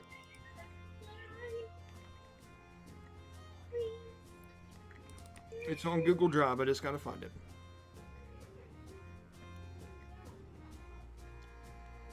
I think Orson was exactly like gold. And there's one that's a step below it. Now I'm trying to remember because I did this whole system. We just never use it. So I'm getting ready to open document now, and as soon as I get those names, I'll tell you. My computer's mad at me. This is low system requirements. You're on OBS and YouTube and Zoom, and it's like, what are you trying to do, you jackass? I'm like, dude, just shut up and show me the web page. Show me the web page. Let's hit this. Quite Can I- literally, show me the money. Yeah, right. Yeah. Quite literally, yeah. Yeah. I'm onto my page now, and I'm scrolling down through. Let me make sure I've got this right. Just a minute. Ooh, I'm sorry, buddy. Hang in there. Okay, so where was that at? It was a crafting guide. Let me see. Just a minute. I've almost found it. I gotta remember what I have it put in here as. Secret storyline. No. The vault. The hell is that? What do I call this? Bastiles, no. Books and guides, no. Character NPC, client, no. Dayhon, there is some. Well, what in the hell? Kill Task, Jade, interactive maps, harvesting and crafting. There we go. And now I have currency in Ulran. By God, it gets me where I need to be. And it's coming up. Here we go. Okay, so a singet is like $1. Okay, so there's copper is like a parcel, like a penny. Okay, a silver is like a dime. Okay, 10 of those go into a singet. A singet is like $1. Okay, and then an orson is like $10. Okay, so and then it goes up and stuff from there. So that is the process. And if you want to, that's under harvesting and crafting, and then currency and Ulran. Okay. So if this guy's telling you that is 25 orson, that's like 25 gold.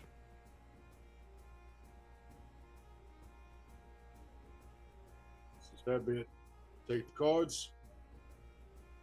Take the waist belt. Okay, go ahead and subtract that from your money. So you got 5 silver, and then he said, how much was it again for the waist belt? 25. Okay, let's just go ahead and, if you're throwing in the cards like that, it was going to be a touch more for the waist belt because it had more on it. And it was going to be less for the arm belt. So that's going to be. He's trying to convince him to go ahead and just give him the waist belt for 25. Roll a, what kind of check you rolling to do it? About a persuasion. Okay, go ahead and roll it and tell me what you get. Funny, Daddy. 12. Oh, Jeremy, it doesn't look good for you, buddy. Let's see here.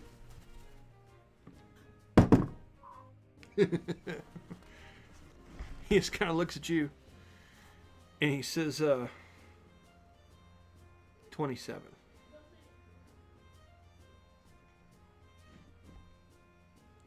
$46.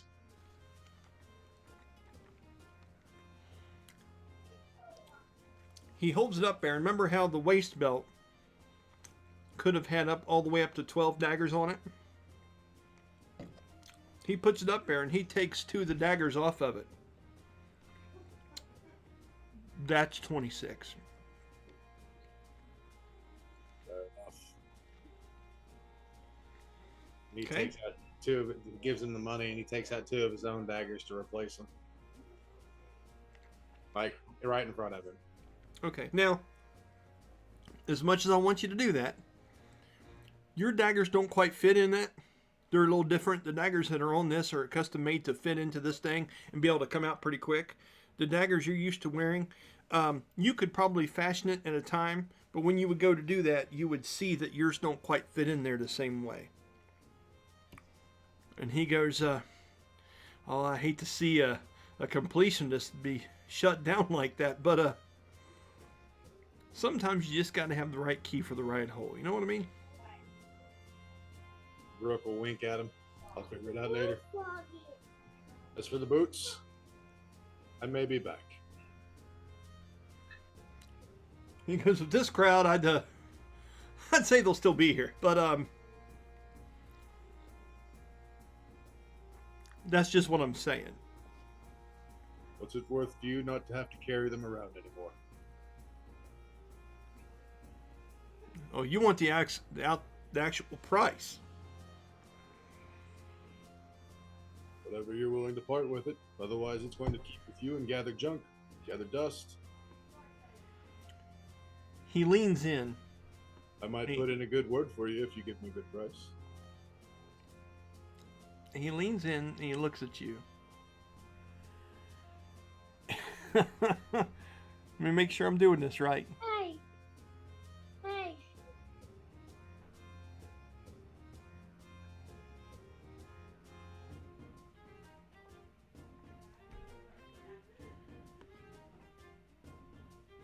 $475 Orson.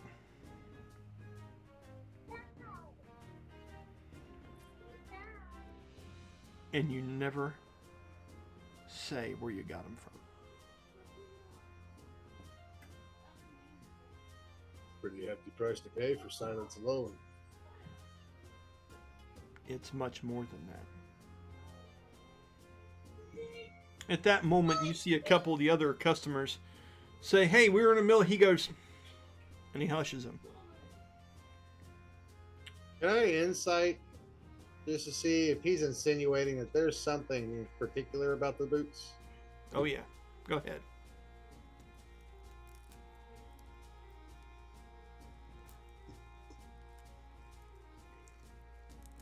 Quick little side note. There's a little bit of frustration breaking on Azara's face. I bet, yeah, I bet The there whole is. thing. 15. Oh, there's nothing. There's something special about the boots. You just don't know what it is.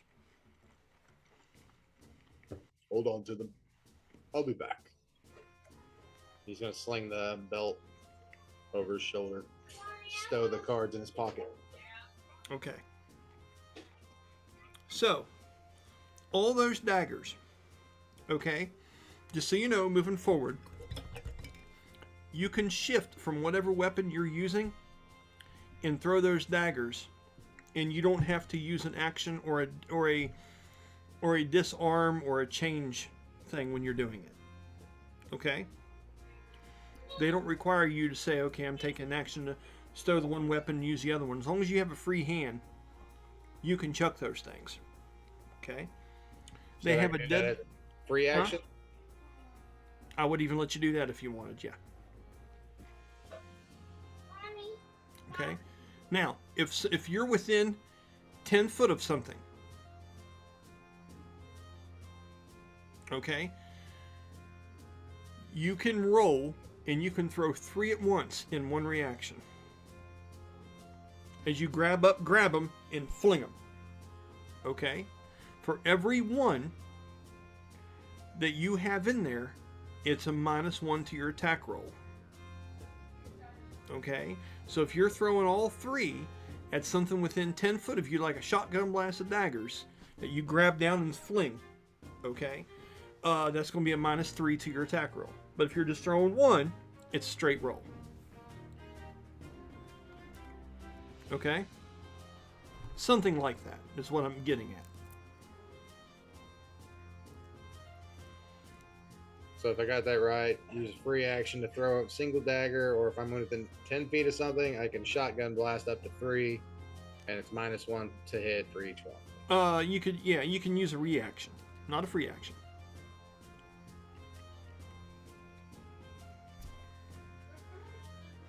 Other than that, they're just regular daggers, regular distance, 1d4s. Unless you were to have someone take a closer look at them. There could be more to them, you're just not sure right now.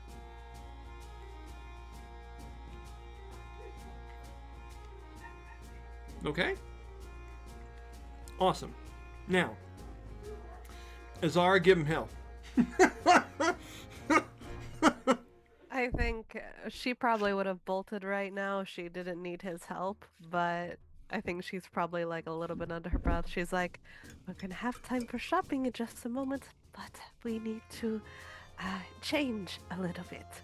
And then I think during this time of him bartering, she scoped out a spot of where to kind of do what she wants to do. And then she's like, I'm going to need you to be a wall. What are you saying, she- Rook? She's saying this very hushed, by the way. He stands up and crosses his arms. Very well. I Okay. think she kind of like motions over, and you said to roll stealth? Mm-hmm. Okay. With advantage. Oh, with advantage? Because he's helping you. Okay. Okay, so that is a 19 plus 3, and then proficiency and dexterity, so plus 2, so that's what, a 24? That's very, very good. That's very good. I will say because of that, there is a stand there that people have went away and taken a break from. It has different crates and different things that they've been selling goods from. And this seems to have the logo of an airship, so this person has some kind of dealings in it. So as you walk over there and look at these things, this flag banner that is hanging, that is representing what kind of airship that is, you see a lever on it. You're actually able to drop it down. I think she probably does like a yawn of like, Yeah, yeah. You're able to pull it into you, and as soon as Rook is able to turn with that stealth, tell me what it is you're doing. So, quick question for you. With disguise self, that does include clothes, right? Yep. Okay. So, she is going to disguise self into an old man. Oh god, you have And- voice for this too. I hope to God you do. Yeah, so let's see. 1 second. Here it is. All right. There we so- go. Ah! Let's hear it. Yeah, so he's like, oh my, wow, oh my back, and then I think he like slightly pushes Rook out of the way. Excuse me, young man. Man, my back type thing. And as much as she wants to book it to her Yeah. family right now, she can't. So she's like, hunched over a little bit. Her steps are slow, and she's gonna window shop as quickly as she can back down. So she's gonna be like, yes. She's also gonna look of like, oh, maybe there's something I can get, or for my siblings, or for my dad, and it'll be like, oh, my granddaughter. Oh, she would love this type thing. But like, I think that added to her frustration a little more because she was like, look, we can window shop all you want in about 2 seconds, just like. I So know, no. that's so great. Roll me a performance check with advantage. Okay, let's see. Because you're not just doing the voice. You're selling it. You're an actor. You're a dancer. You're an actress. Let's see how you do this.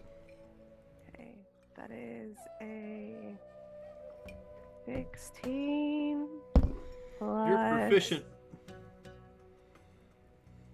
plus 3 for charisma, so 19 Plus 2 Plus- for proficient. 21. plus 2, and then I think performance. You said right? Yep. Is that a plus 1 with the skill? Yeah. Okay, so I think so. that's a lot of math that just went by me that I did not. You're well over 23, I think. Okay. Jeremy, she has changed. The caterpillar, well, the butterfly turned into the caterpillar in this case. It's a little different than you're used to, bud. And this is the conversation. So I want you two to play this out for Colby and I's enjoyment. She's already done this, already said these things. Rook, what's your reaction? Is this old timer is now wanting to look around all this different stuff? Well, she's begun to meander away already to like window shop at some of the stalls, being like that yes type thing. Okay. Go ahead, Jeremy. So- What are you doing? Rook, having been standing there as a wall, sees this little old person come walking out from behind him, almost positive that there was nobody else there. So he's looking around trying to see if he can spot Azora. You've lost him. So what are you going to do? So he's gonna frantically, not so much frantically as this was kind of a, hey, I need to be bodyguarded. and Yeah. now she's no longer present. So it's kind of a, well, I suppose she doesn't need a bodyguard anymore. But he is going to keep an eye out for the strange old person that just come meandering out as a whole lot of something's weird. Okay. I think initially, I think she was gonna try to hint and let him know, but I think she may be getting a little bit of payback from his leisurely shopping Oh, I just now guarantee when it. she's panicking.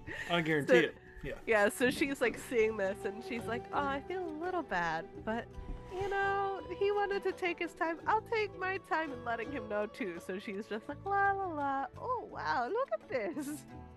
A whole lot like, I just lost grandma in the mall, Huh. Okay. minus the ability to call over the PA. No, no, right on. So in that moment, let's freeze there for a minute. We're going to go back to Colby for a minute, okay, guys?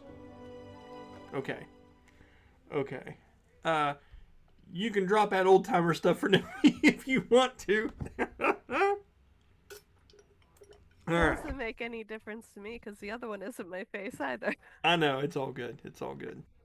I All could right. switch back to her. I don't. It's fine. It's whatever. Okay. So, as a lot of time goes by, Arson, and do you strike up a conversation with Yakon Rue on your way down, or are you just trying to watch your footing and get down here the best that you can? What is it that your play is? I've told you that there's many different spots to kind of stop for a minute, reflect. There's cherry blossom trees planted with benches underneath of them at different platforms on the way up here.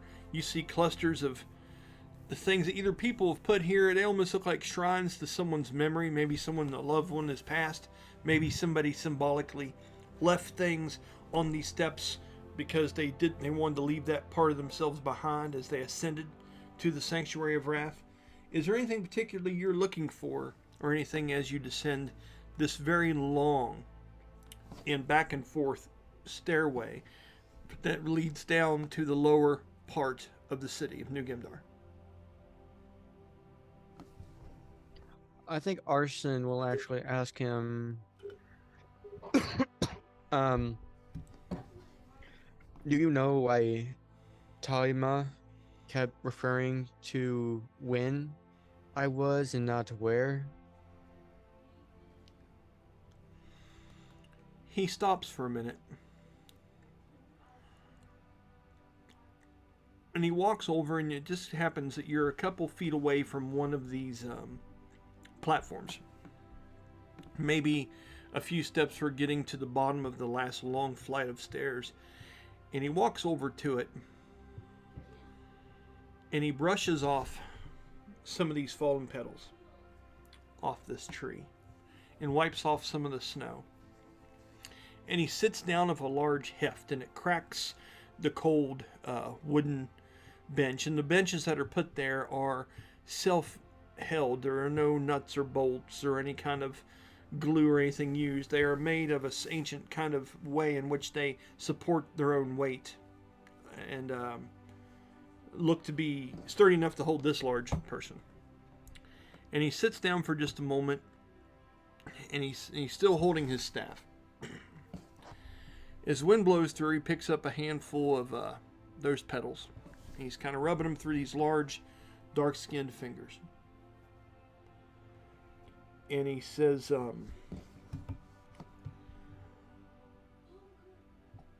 where the soul has been doesn't matter. The path forward is all you have to focus on. What did he mean by that?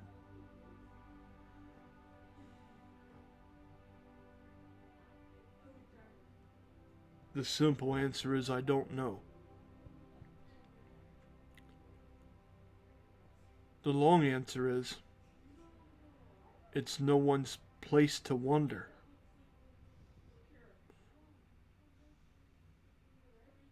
The past doesn't matter at the sanctuary. Only the road ahead. What do you say to that?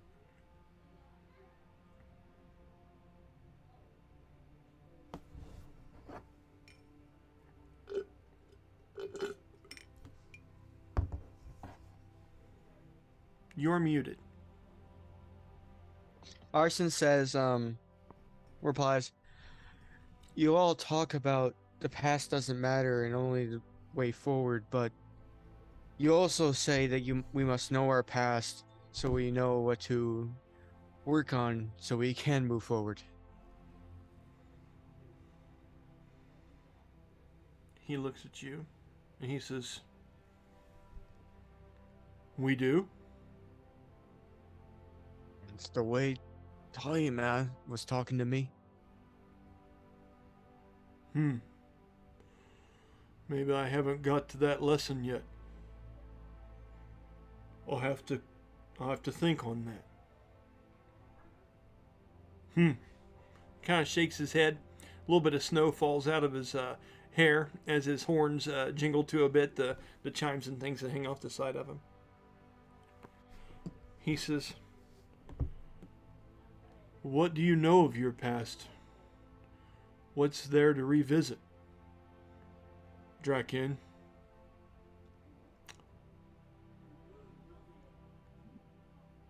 You search your mind for a minute.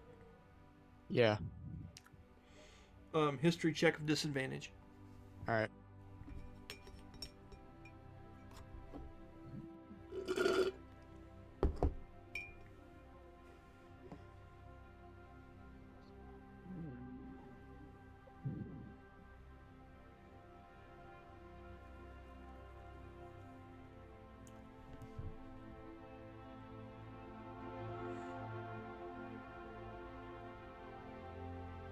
$17.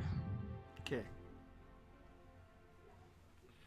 As you're looking around, and the clearest memories are the ones that I described to you at the end of the last episode, right?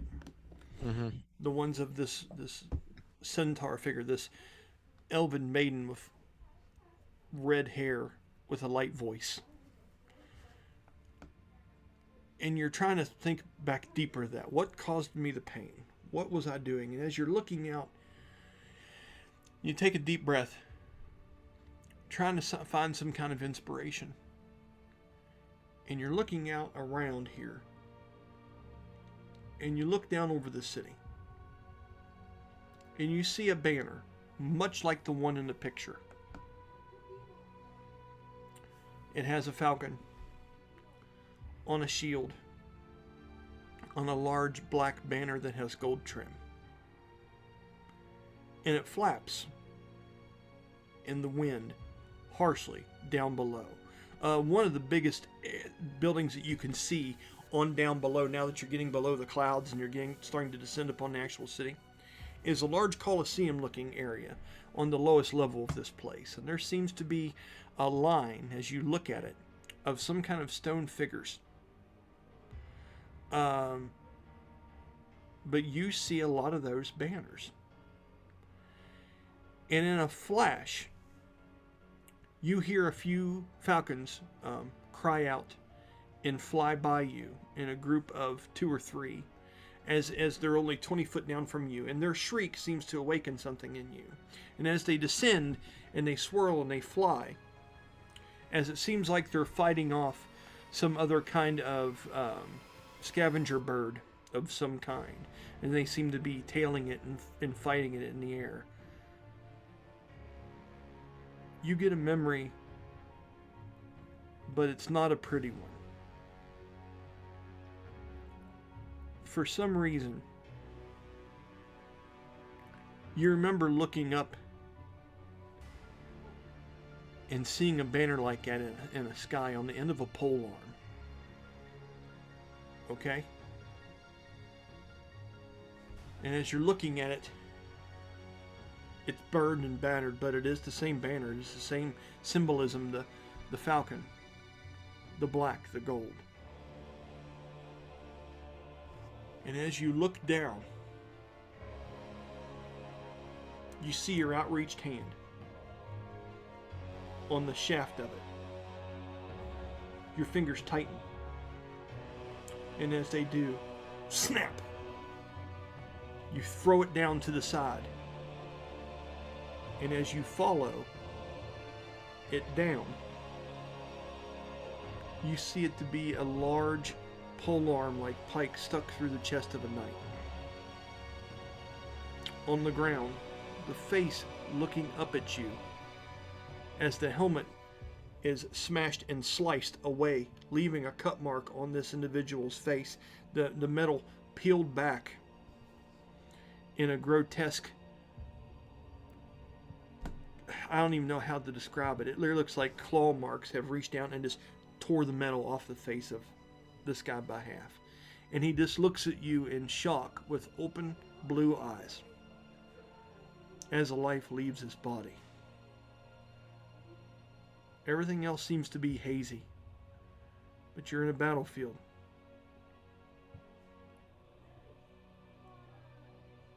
And then you snap out of it. Something about it makes you feel, and I want you to do a Constitution saving throw for me right now.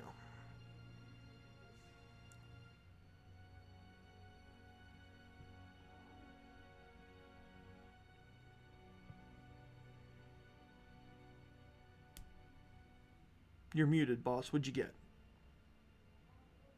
5. A 5. Yeah. That's good. It plays for this.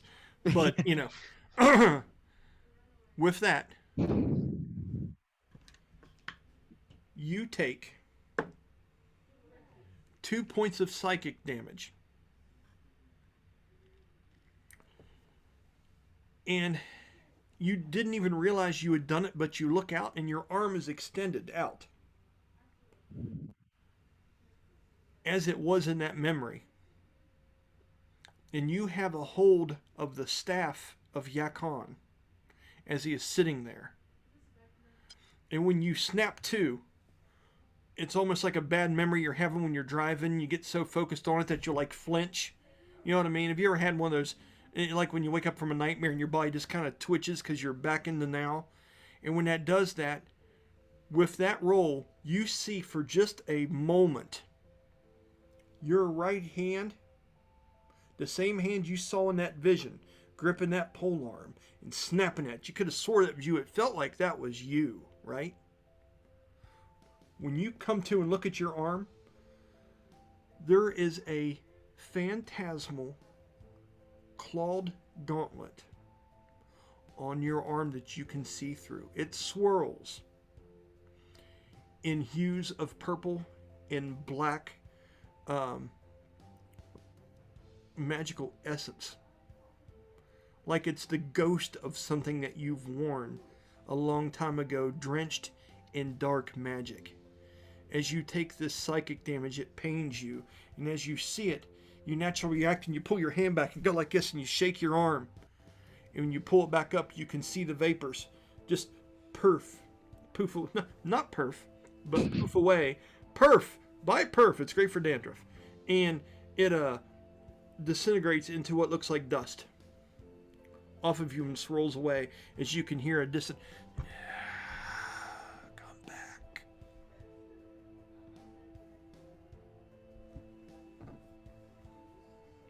When you look over, Yakon is looking at you now. The hair is parted, and you would notice that Yakonbru's eyes are completely white and pale over. He is blind.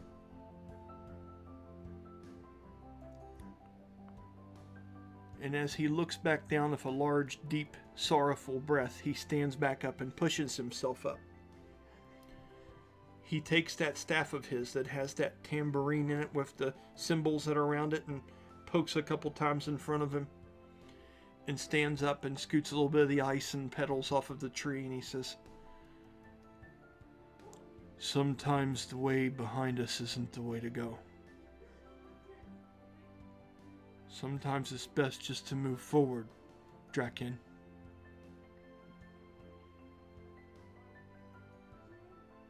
Let's continue on. Are you okay?" He says in a very heartfelt voice to you. What do you reply?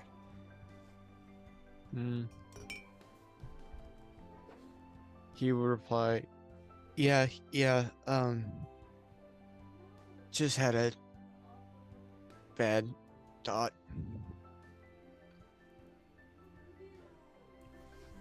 I can see that.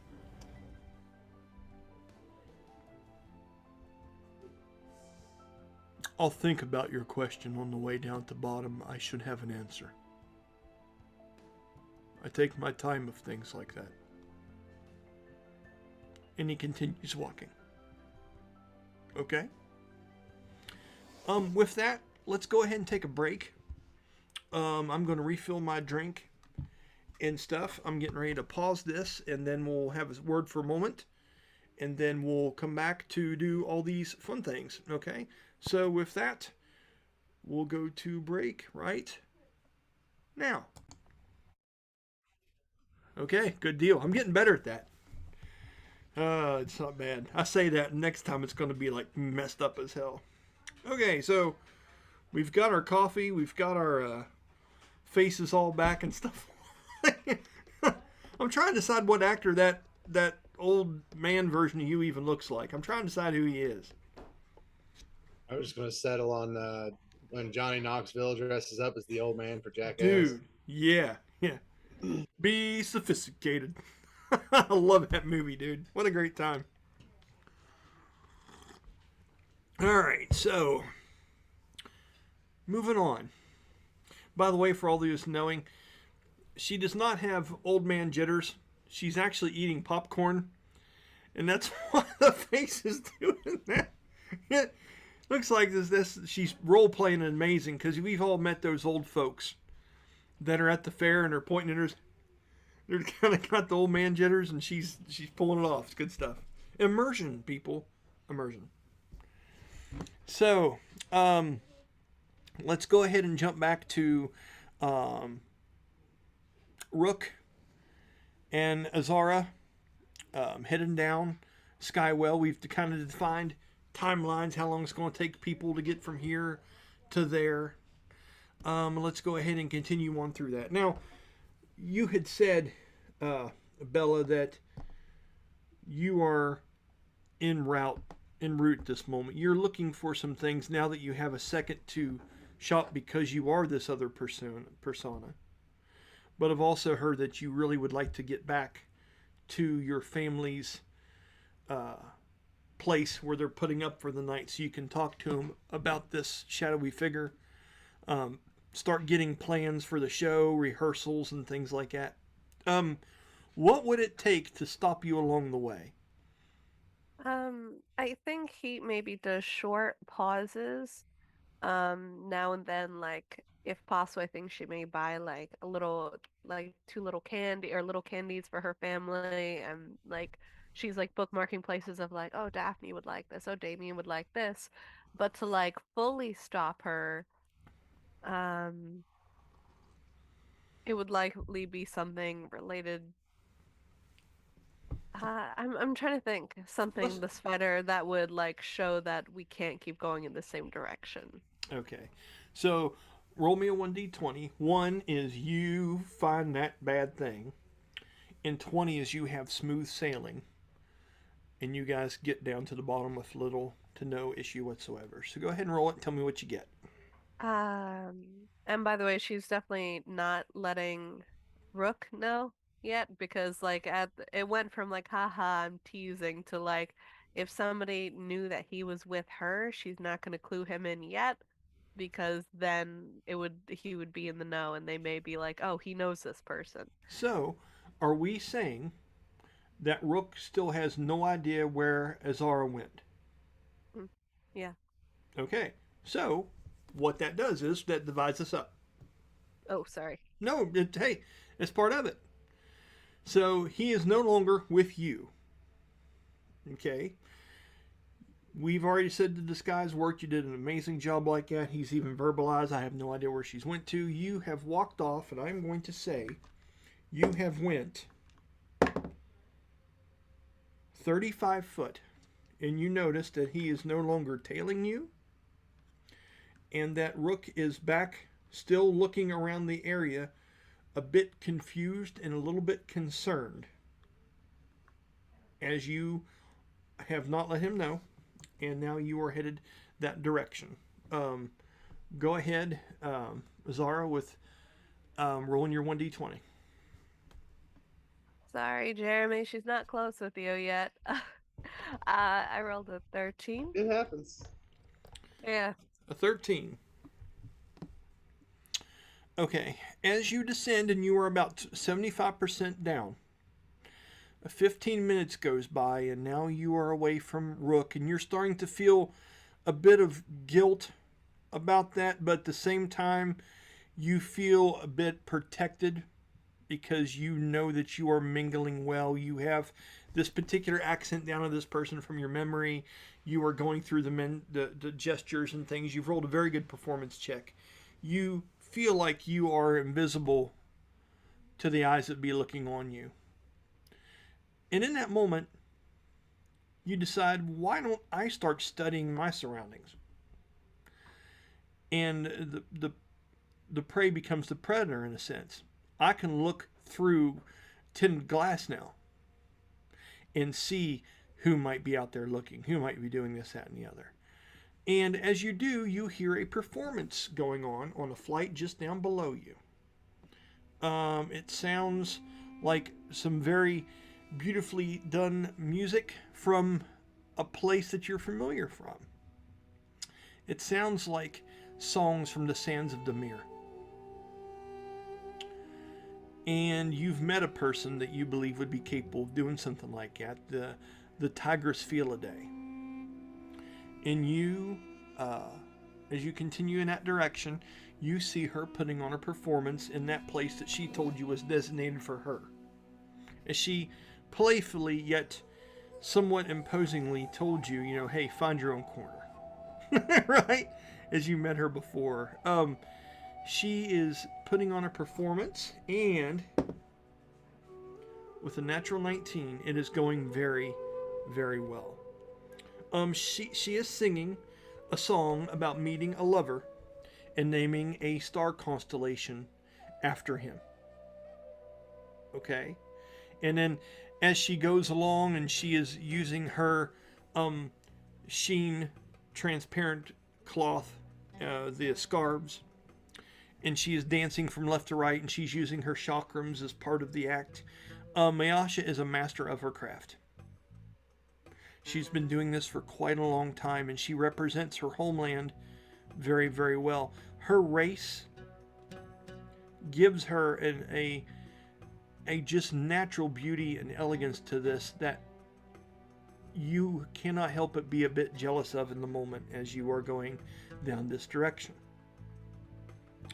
Are you stopping and looking for a moment, or are you trying to steer clear of it? Are you enjoying the show? Are you leaving a tip? Or what is it that you're doing as you pass this performance? Are you looking at the people that could be watching it through the tinted glass? There are many things. How would you like to interact with this little, you rolled a 13 in the middle of your road?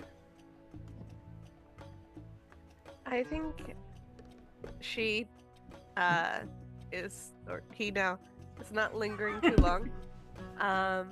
You're getting immersed. You don't know. You don't know anymore. I will go for the gender neutral they. So they're not too sure. There you go. So they're keeping an eye on the crowd. They're looking out, and then I don't think they're lingering. I think it's like with the candy that they bought, it's just like a handful of it. So I think maybe it's almost like an old man leaving like a little butterscotch candy as a tip, but she knows that. A Werther's original. Yeah, pretty much a Werther's original. Here, have a Werther's. You dance like a goddess. Well, they know that she's a pickpocket, so they're making sure not to get close enough where Miyasha can like slip a hand into the pocket. Yeah. They've been through that rigmarole once before. So it's more sort of like, oh, how delightful, here you go, but like keeping the distance and then keeping an eye on the crowd and moving on. Okay. Just roll me a deception check with advantage, just for the hell of it.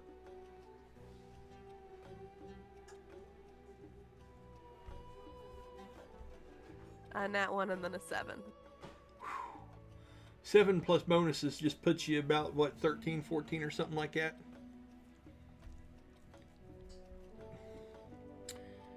What was that? Deception. I think Let's it puts see. you, I think you have charisma is based in that, in which you're proficient in dexterity and charisma. Charisma plus 3, proficiency plus 2, so 12, and then skill plus 1, so 13. 13, okay. So, you almost get caught in the moment. 13's better than average, but it's not super, right? So as you're going up, and this really lends to that funny thing that Jeremy said about Johnny Knoxville playing this character. You know how Johnny will do things in that makeup that old folks wouldn't normally do. So as you're going up there, you can't help but feel your hips start to move a little, right?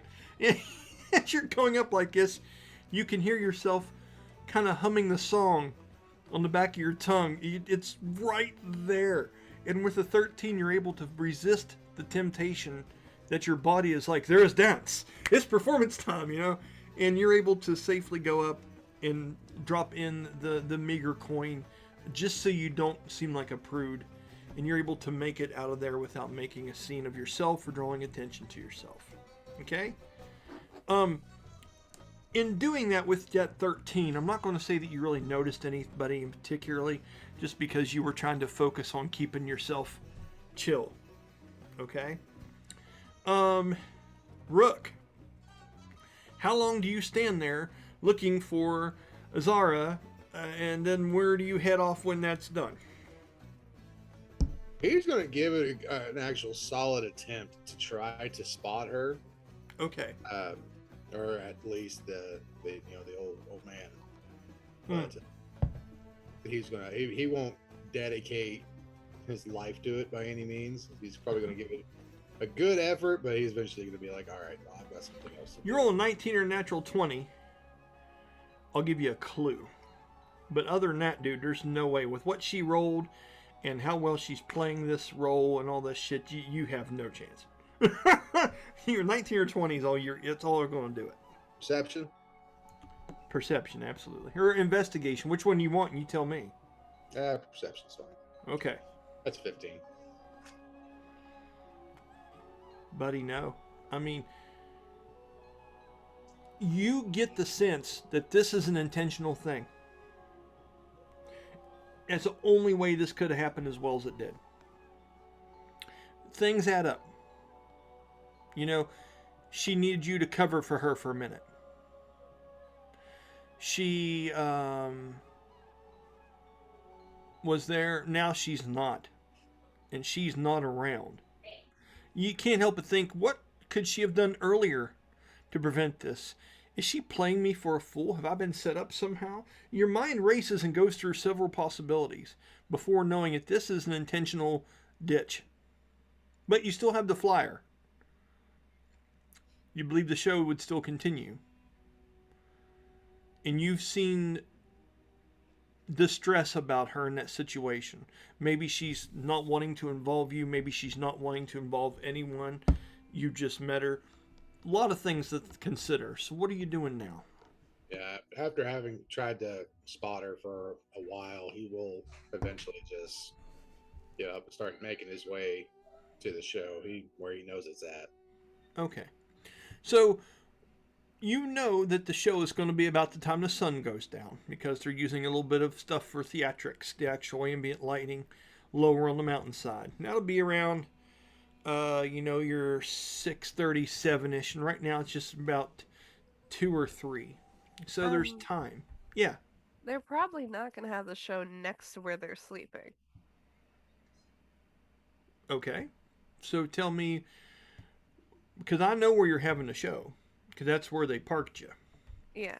So there's going to be caravans around the outside of the show, which you're using as almost like your place that you have your costumes and you have your props and stuff. So you almost have to think of your caravan is not only a place where you sleep in, but it's almost like your makeup room. It's also the place you keep your props and shit. And usually any kind of performance would have that somewhat close. Yeah. I think because I can see it pulled out either way. in the sense of they probably want to be close, and then if they need to get away, they can get away fast with all their stuff.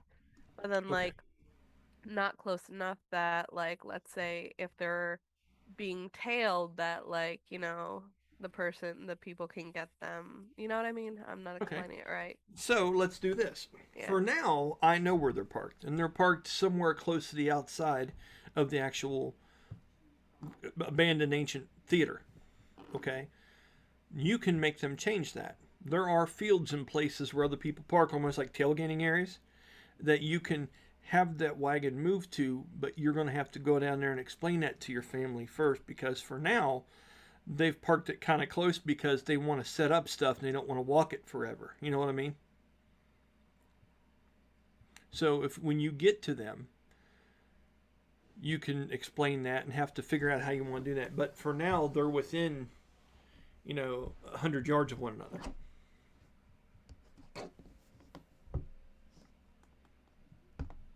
Okay. Okay? So, Jeremy, as you descend, roll me a 1d20. 20 means that things were perfect and you walk there unscathed and unscarred. 1 means I have to throw bad things at you.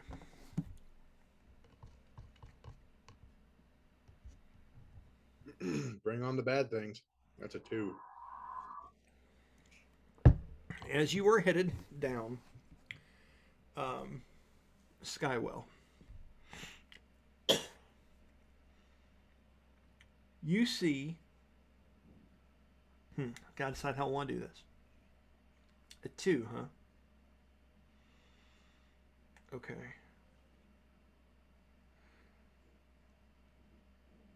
You would come across Miyosh's performance as well. Okay? And you got 25% more to go down. You got another 15 minutes to get down to the bottom of this. A straight walking briskly to get to the bottom of Skywell and go through the ramps and get to the descended part. As you are going by here, you hear a raspy voice. Okay? Shout out from the crowd. Okay? And it draws attention. And this voice comes from a direction that's somewhat close to you. I'd say within 7 foot of you. Okay? And you hear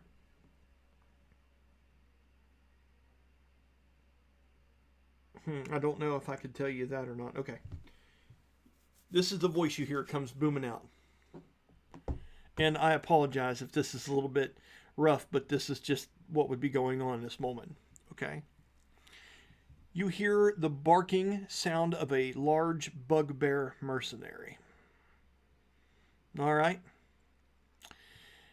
And as you're just kind of walking casually around, you're not really interested in Miyosh and putting money and all that stuff and whatnot. You're seeing this field day tigress perform and dance, and she is extraordinarily attractive and doing an amazing job at her performance. And just the second you glance, you hear something get knocked over and people get shoved to the side. And you hear this voice come out, and it's like, "You remember me? Huh?"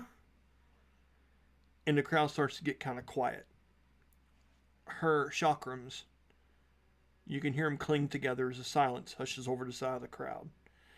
You see a regular merchant get thrown into the center of the circle by their chest, like thrown backwards, and they are projected every bit of 5 to 10 foot and thrown as this large, lumbering bugbear mercenary steps up into the circle, dragging 2 chains to his left and right. He is heavily armored, and he seems to wear a combination of the things that he has battled and killed as part of his armor. You see scales, you see horns, you see pieces of stuff that you know were not made by bugbear hands but are parts of respectable armor. Okay? And you see a banner thrown over top of his right shoulder that resembles the banner of a airship that is up above this place. Okay? Called the Widow's Peak. And it is a orange colored outline of a spider that sits on top of a mountain with a dark blue and black background to it. Remember that and write that down. The Widow's Peak is an airship banner that hangs over the shoulder of this large creature. You can see that he has a scroll held in his hand. It looks like some kind of airship contract. And he looks over. And Miyasha looks at him surprisingly with kind of a grin on her face, trying to play it off. She goes, "I'm sorry, have we met before?"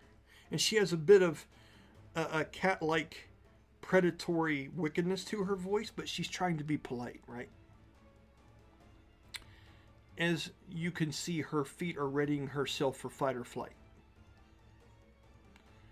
The bugbear says, "Just a performer. I know what you're up to, pretty. I found out. And now I'm here to collect."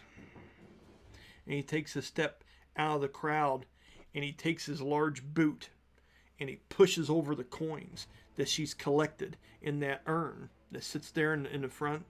And that urn almost looks like an Egyptian kind of, almost like a genie's bottle. It has a decorative, like, pink and purple glass around it, and that's what she's collected her coins in.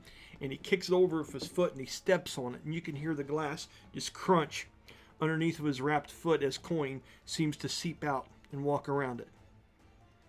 You hear another person say, "Hey, why don't you let her?" And at that moment, he literally reaches his large hand over and grabs this guy around the face. And he's like, "Hello!" And he starts to squeeze on him.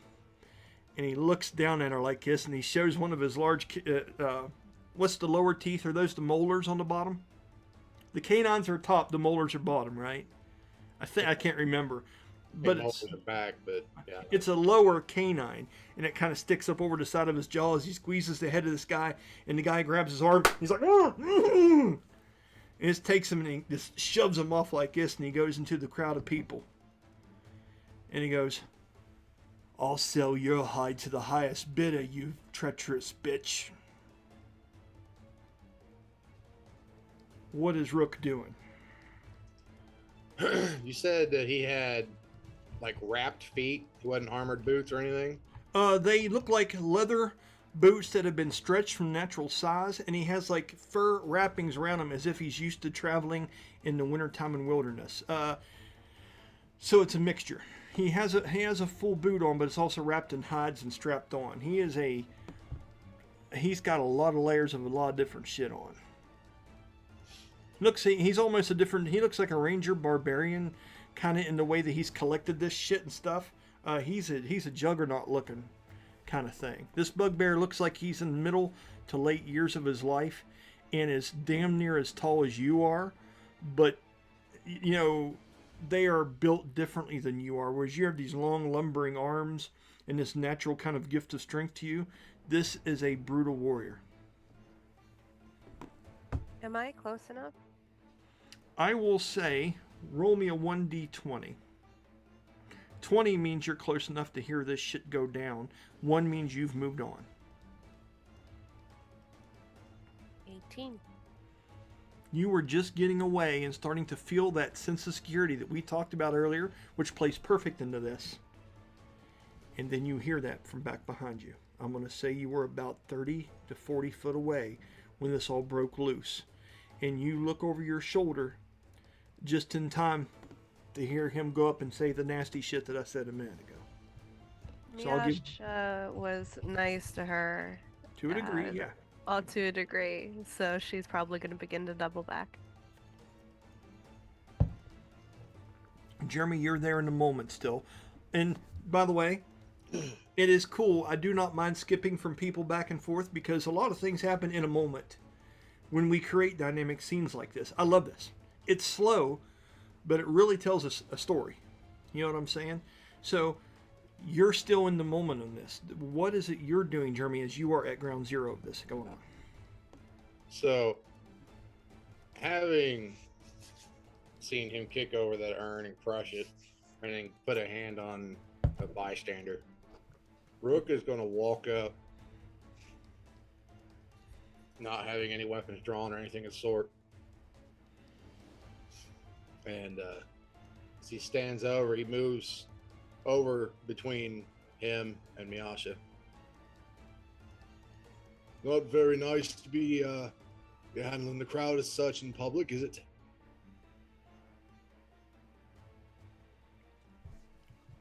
He looks over at you and he takes a step in your direction. Starts taking his shoulders like this and those chains. He starts wrapping them around his fists. And you can see that the end of those chains are two large flail heads. Okay? These flail heads look like they are sharpened cages that have some kind of skull inside of each one of them. And they are wrapped around his side, and he is wrapping them up to where they are close to his hands where he can maneuver them. And he says to you, he goes, "She's got you on the hook as well, huh?"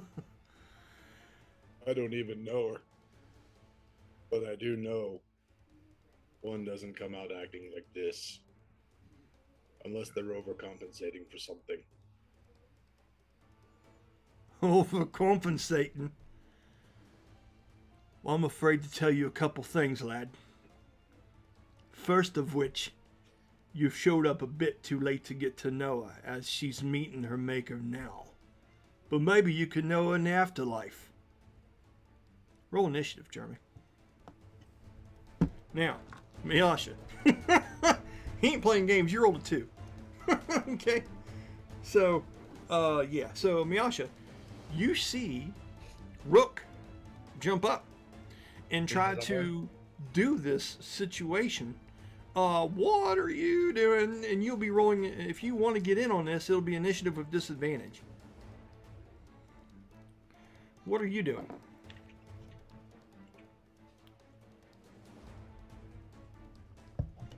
You are muted. I think you meant Azara, not Miyasha. Oh, I did. Sorry. Hey, DM, I got a lot going on. I don't know if I told you that or not. I got a lot going on. So, hey, Bella. What are you doing in this moment? As it looks like Rook's he stepped in a big old pile of bugbear shit. What is it that you are doing? She is also gonna roll initiative. Okay, now, if you're Not doing yet. something ranged, within 30 or 40 foot, I'm cool with it. And if you want to hold an action, we'll do initiative. And if you get to go first, you can hold an action. But then you kind of have to tell me what you're up to. Okay? So if you're wanting to get up close, it's going to take... Well, I said you was around 30 foot away, right? So technically it's not disadvantage. You're going to have rough terrain because of all the people. But you have a lot of movement. So we'll work it out, okay? What's the orientation of them, by the way, the three of them? And when you say orientation, I'm sorry... Which 3 are you talking about? The bugbear, Miyasha, and Rook. Okay, so to paint a picture, and mind you, theater minded just made this up, so there's no map ready for this. So I will say that Miyasha had the foul line to the basket is what, 15 foot? I think so. So we're going to say like a 20-foot circle is what she had set out for her to perform in. And this is one of the interior I'm sorry, what's the name of it? I used earlier, balconies. So I said, there's balconies from Skywell that protrude outside so people can stand out, get some fresh air, and look down on the city. This is one of the balconies that is on the inside walls of this place. So as you're going down the ramps and stairways, these are big balconies where you can look down through the center and up through the middle of this place. That's where she's performing on. Okay, so there is a railing along the back of it, just a stone railing where a person could get shoved over. Well, the reason why I ask is a 10-foot radius sphere would loop in all of them, right? There isn't a way to orient that and just get the bugbear? There is. You could, yeah, because I'm going to say Miyasha is about 15 foot away from the bugbear. And Jeremy's in between those two. So if you're going to do something that's a 15-foot area, it would hit the bugbear, but there's also a lot of pedestrians around him as well. Yeah. Okay. And Jeremy would be in that range too. All right, never mind. Or it could be something that's selective that only hits a certain person. But yeah, he has people around him. Yeah, she was gonna do the magnify gravity on him specifically, but I don't think she could do that without looping other people into it. Do what you gotta do. It's D&D. So, initiative. Oh, shit, yeah. Okay. Jeremy, what'd you get? I rolled up right now. Okay. Let me get this ready. Let me title this.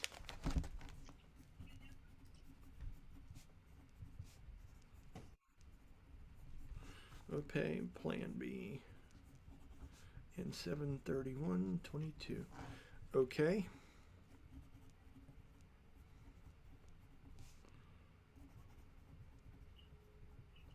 All right.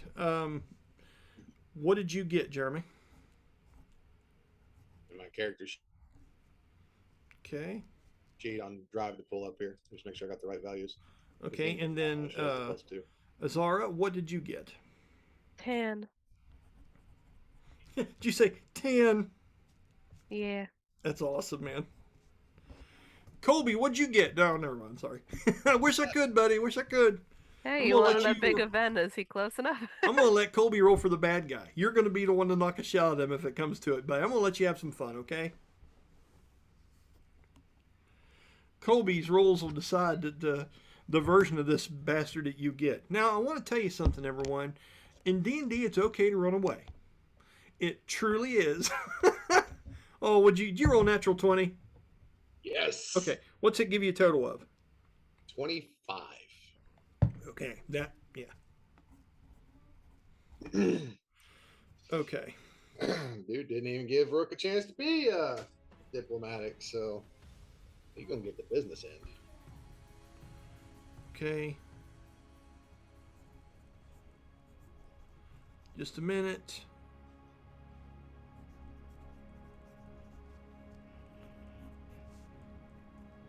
What's your bonus to attack, Jeremy? And Bella, what's your character's bonus to their attack rolls? +4. What's that? +4. Guess what I thought. Let's see. I gotta figure out where to look. It's if you look at your weapons row, go all the way to the end of it on the right, and it'll have your total damage and then your total attack bonus.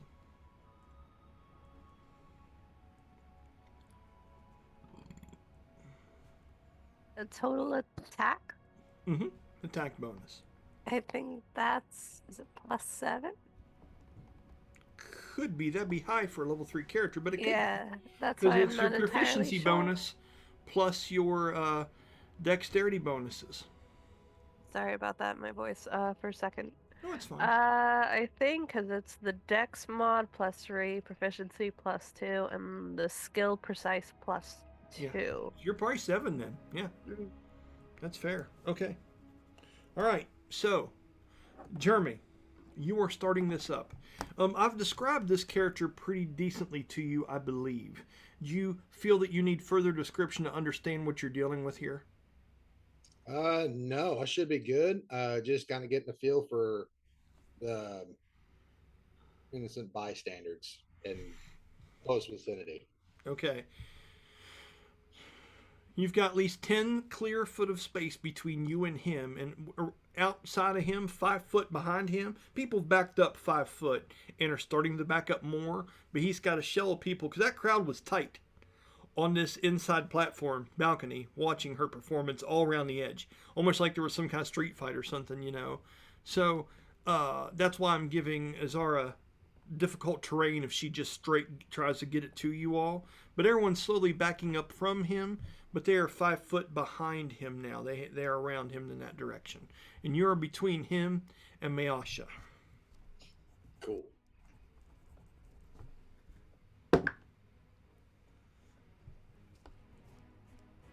Okay, what is it you're doing on your turn, Jeremy? So Rick would have had his scimitar pulled out, and he takes up his fighting stance. We do wish we could have talked about this.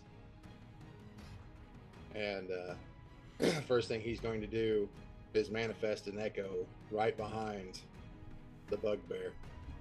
So what he's going to see is as Rook takes out his scimitar and assumes his fighting stance, Yeah. starts to see the dark in his eyes almost go a little bit darker as he starts to develop this kind of like shadow outline. And then as it dissipates into a shadow on the ground, I'm going to make sure I can do that here.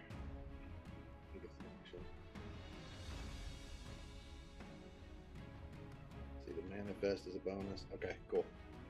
Yeah, so the echo is going to appear behind him, Okay. and I'm going to take the attack action with my echo to his back. Okay.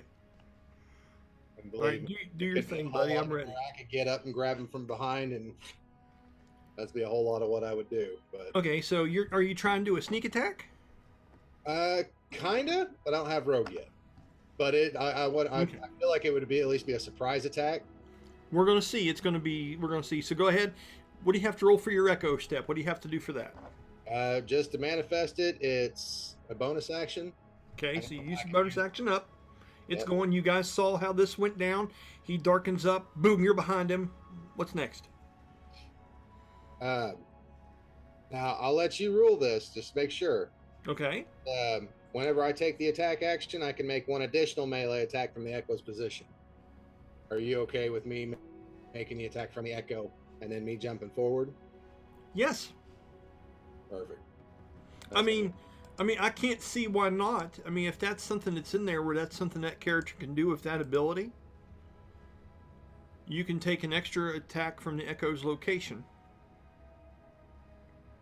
But you're switching, you're going from where you're at to echo behind it. So you taking one attack with it first and then jumping there as a bonus action? So basically, I'm still standing in front of him. The echo is popping up behind him, and I'm using one of my attacks to make the echo attack. Okay, well go ahead and do it with advantage because I'll call that flanking. Sweet. I mean, right? Now, next time he'll be aware to that kind of trickery, but initially, if you're pulling that off, I'll give you like a, since he's facing off to face you and shit, I'll give you advantage on your attack because of that. That's an 18. An 18 total? Yep. You hit, but you do not breach, as he is heavily covered by different pieces of monsters that he has hunted down and harvested and stuff. You do not find exact purchase. Go ahead and roll your damage.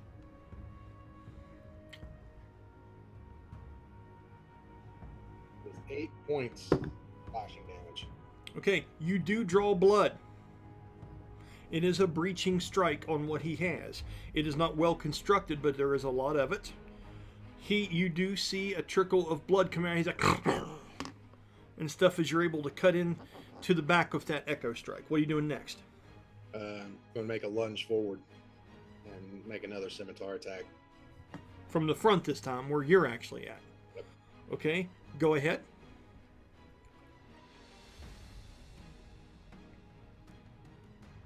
That's a 23 to hit. That is a hit, and you just breached him. This is going to be a full-on attack wherever you're going for. Go ahead and roll me some damage.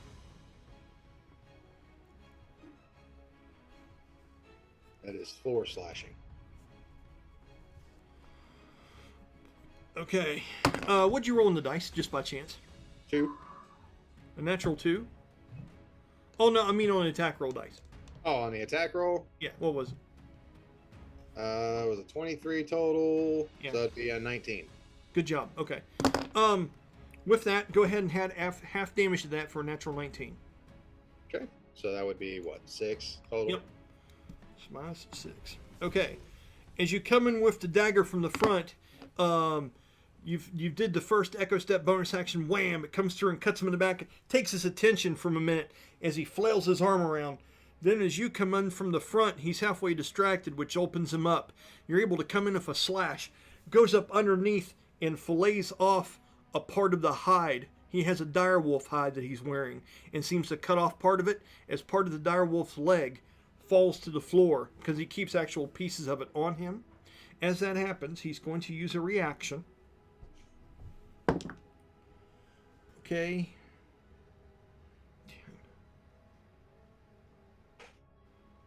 16. Does that hit you? Does not hit. Okay. He comes back with a vicious back fist after you made contact with him as a reaction, but it just misses you. As you're able to whiff back, and you, in that point, some of the dreads, the large pieces of hair that your race of people have, kind of comes uncovered from the hood, and it slides back a little bit as you have to dim your eyes just a hair, as that reaction to just get out of the way of that claw makes you bob your head.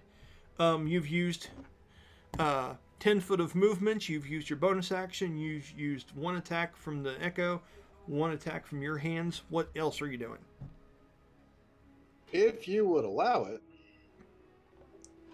I have a reaction to when a creature misses me with a melee attack. It is the superiority die for riposte. Got it. So whenever a creature misses you with a melee attack, you can use your reaction and expend one superiority die to make a melee weapon attack against the creature. Do it. It's funny. This is like counterspelling a counterspell, only the physical version of it. I'm liking it, bud. Okay, go ahead and do your thing.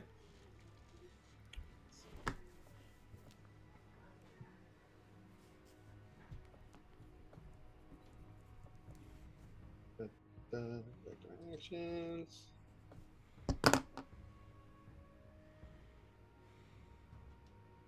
That is a 21 to hit. Okay, that hits, but it does not breach. Go ahead and roll your damage. And describe to me what the attack looks like. Superiority die is a d6. Whenever I hit, I can add the d6 to my damage. Okay. Everyone's sitting here watching this going like, what the fuck is he? You know what I mean? They're figuring you out, Jeremy. That's 8 plus an additional 3 slashing. Good job. You were able to breach it a second time. As this time, when that wolf's foot dropped off the front of it and you can see that open spot you made with your dagger, you're able to hone in. And what were you using to attack that area? Which weapon? Scimitar. Okay, and you said total 9? It would have been 8, 19, 11 total. 11, nice. 10, and then this would be 5. Okay. Not bad. Putting hits on this bad boy, dude. You've got blood coming out of the back and the front of him right now. Is that the end of your turn, and are you staying toe with him? Yep. Tell me the state of the echo. Is it still there, or is it dissipated? It stays there. Okay. The next person to go in this order is the bugbear. Okay. Colby, roll me a 1d20 with advantage. And this is going to tell me how badass the stuff this guy pulls out of his bag of tricks here.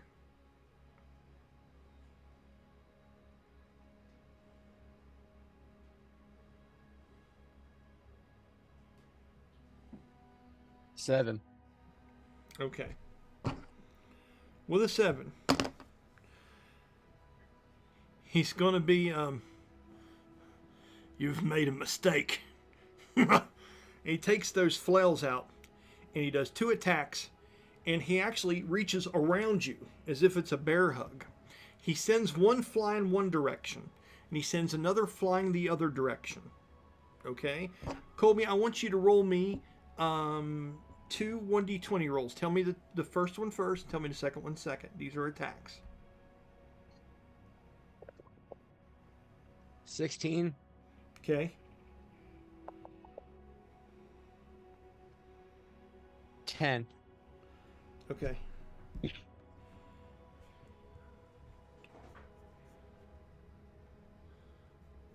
Okay. So, as he does this, as 20 hits you.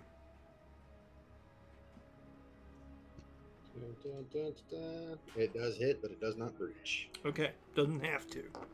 So as he does this, his arms go out and he's not initially hitting you. He just had to make sure you didn't dodge out of the way of this. And as he does, in these flails, these long chains, he releases and he goes 2 arms like this. They go out and you can hear people going, oh, and they're ducking in the crowd and shit as they wrap around. And as he swings them, they go around you guys. Colby, I need you to roll me a 1d20 and a 1d6. Tell me what you get.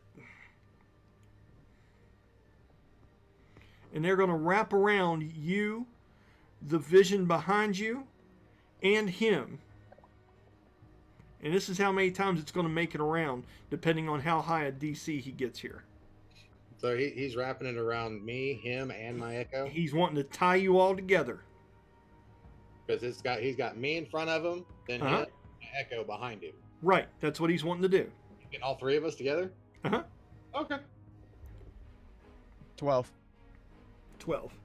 They make 2 laps around. And then they meet and anchor. Okay? Then he says, let's go for a ride, shall we? He bounds up into the air. And he's going to come down with a slam attack against you, Jeremy.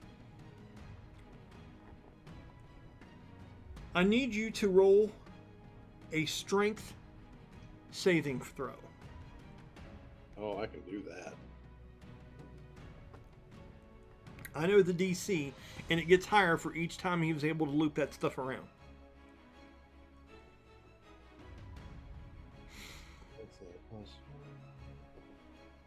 That's a 19. Okay? Let me roll his and see how we do.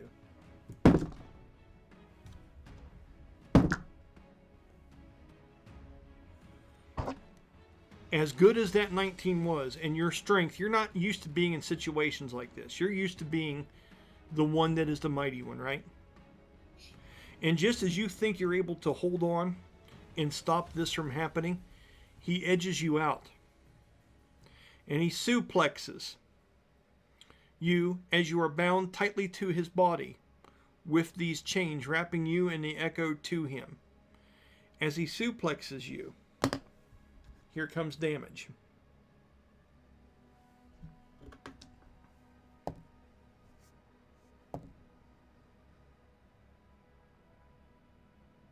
$15 points of bludgeoning damage. And I need you to roll a Constitution saving throw.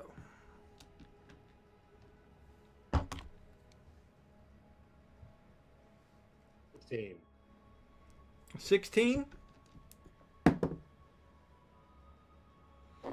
You are dazed until the start of your next turn. Okay, now did you do that with advantage because of your race? Race gives me strength, not It's constitution. just strength. Okay, okay. So you are dazed until the start or the end of your next turn. Okay, which is just disadvantage on things. It's not stunned, it's dazed. Okay? How much damage did you say that was? I either said 15 or 16. I think it was 16. Okay. And it was bludgeoning. Okay. With that, he is going to use bonus action to release. And he is going to step back away from you. You will get an attack of opportunity if you would so choose to do it, but it will be at disadvantage because of your condition. I've used my reaction already. Okay. So with that, he stops and stands over top of you. You are also prone, sir. Okay? And it hurt. It felt like a tree fell on you when he did this. Okay? The chains are hanging down at the side. It is now Miyasha's turn. Bella, just for the hell of it, roll me a 1d20. Tell me how good Miyasha does. And you are muted. Okie dokie. D20 you said? Mm-hmm. 18. And 18. Miyasha comes out with 2 strikes with her chakrams from a distance, staying back. And she's going to use her bonus action. And she has different things that I understand. She's going to get advantage with the first one, and she's going to do a performance check to see how that's going to affect this. 17 is right there. That's super good. So when she comes out with the first one. Okay, the first chakram, as she releases it and lets it go, he actually looks over to the side and he moves his shoulder over just a little bit and it hits the flex off and lands onto the stone floor loudly as he goes over and he's like, "Ugh." The second one that she throws is a natural 20. And that deals, okay, damage to him, which is breaching. He coughs up a bit of blood from this one as it finds its way into him to a degree. And as she's doing, she's chanting a particular thing. And it seems to have some kind of effect on him as she begins to dance using her bonus action. As this chakram has stuck him in the side. She keeps her distance. And now it is going to be Azura's turn. What would you like to do?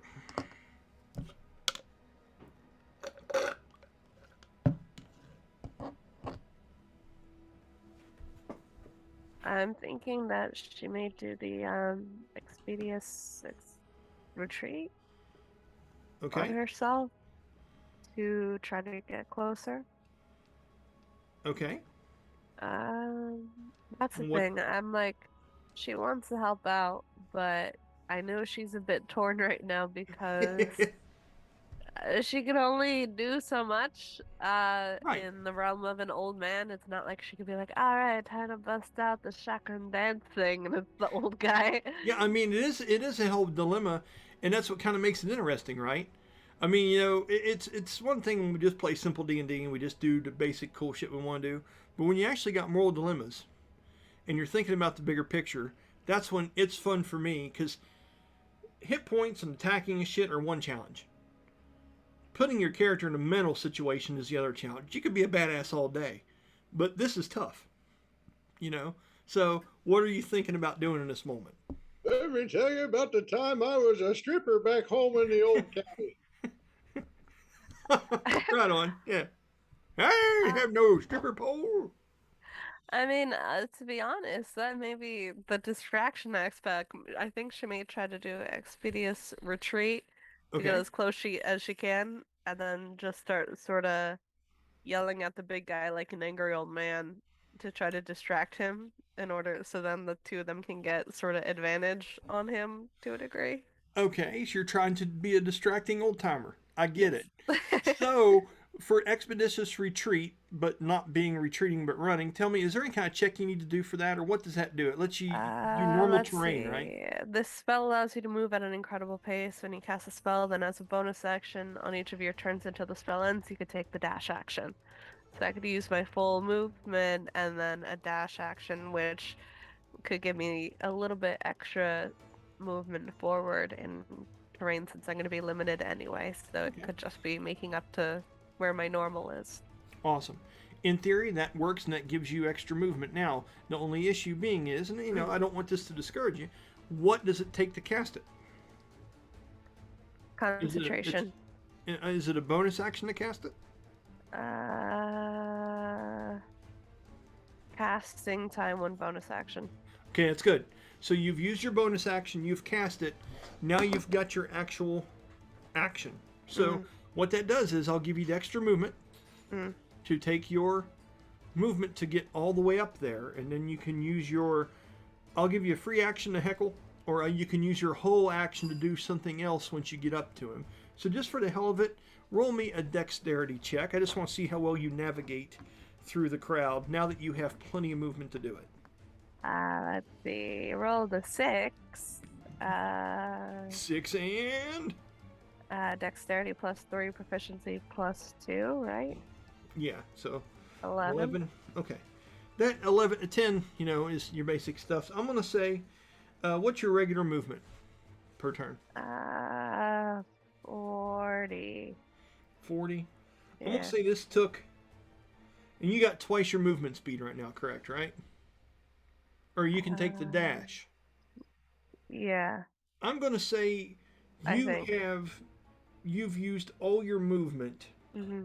all 40 foot, to get this 30 foot because of the difficult people you were bobbing and weaving. And since you got over a 10, I'll put you there.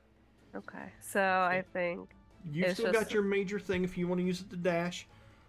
I'll give you a chance to say something for free, or if you want to put more umph into it, it's going to take your action to deter him in some way. Paint a picture, tell me what you're saying to this lug as he's going at this guy, this shadowy figure that stepped up to possibly interject in a fight here. and just this is just a shame. It's truly a shame. Back in my day, we respected the arts, and this is not respecting the arts. You think that you could come in and interrupt such a fine performance? Truly, it's a shame. Truly a shame. And then Okay. I think she's gonna try to look for something to throw on her next turn, like almost like throwing tomatoes type thing. But I know she can't do it this turn. But it's just that beginning of the old man lecture talk. Okay. Do you I feel feel this like is he more of an what's that? I feel like he should definitely take some sort of shame damage. We're gonna shaming damage, yes.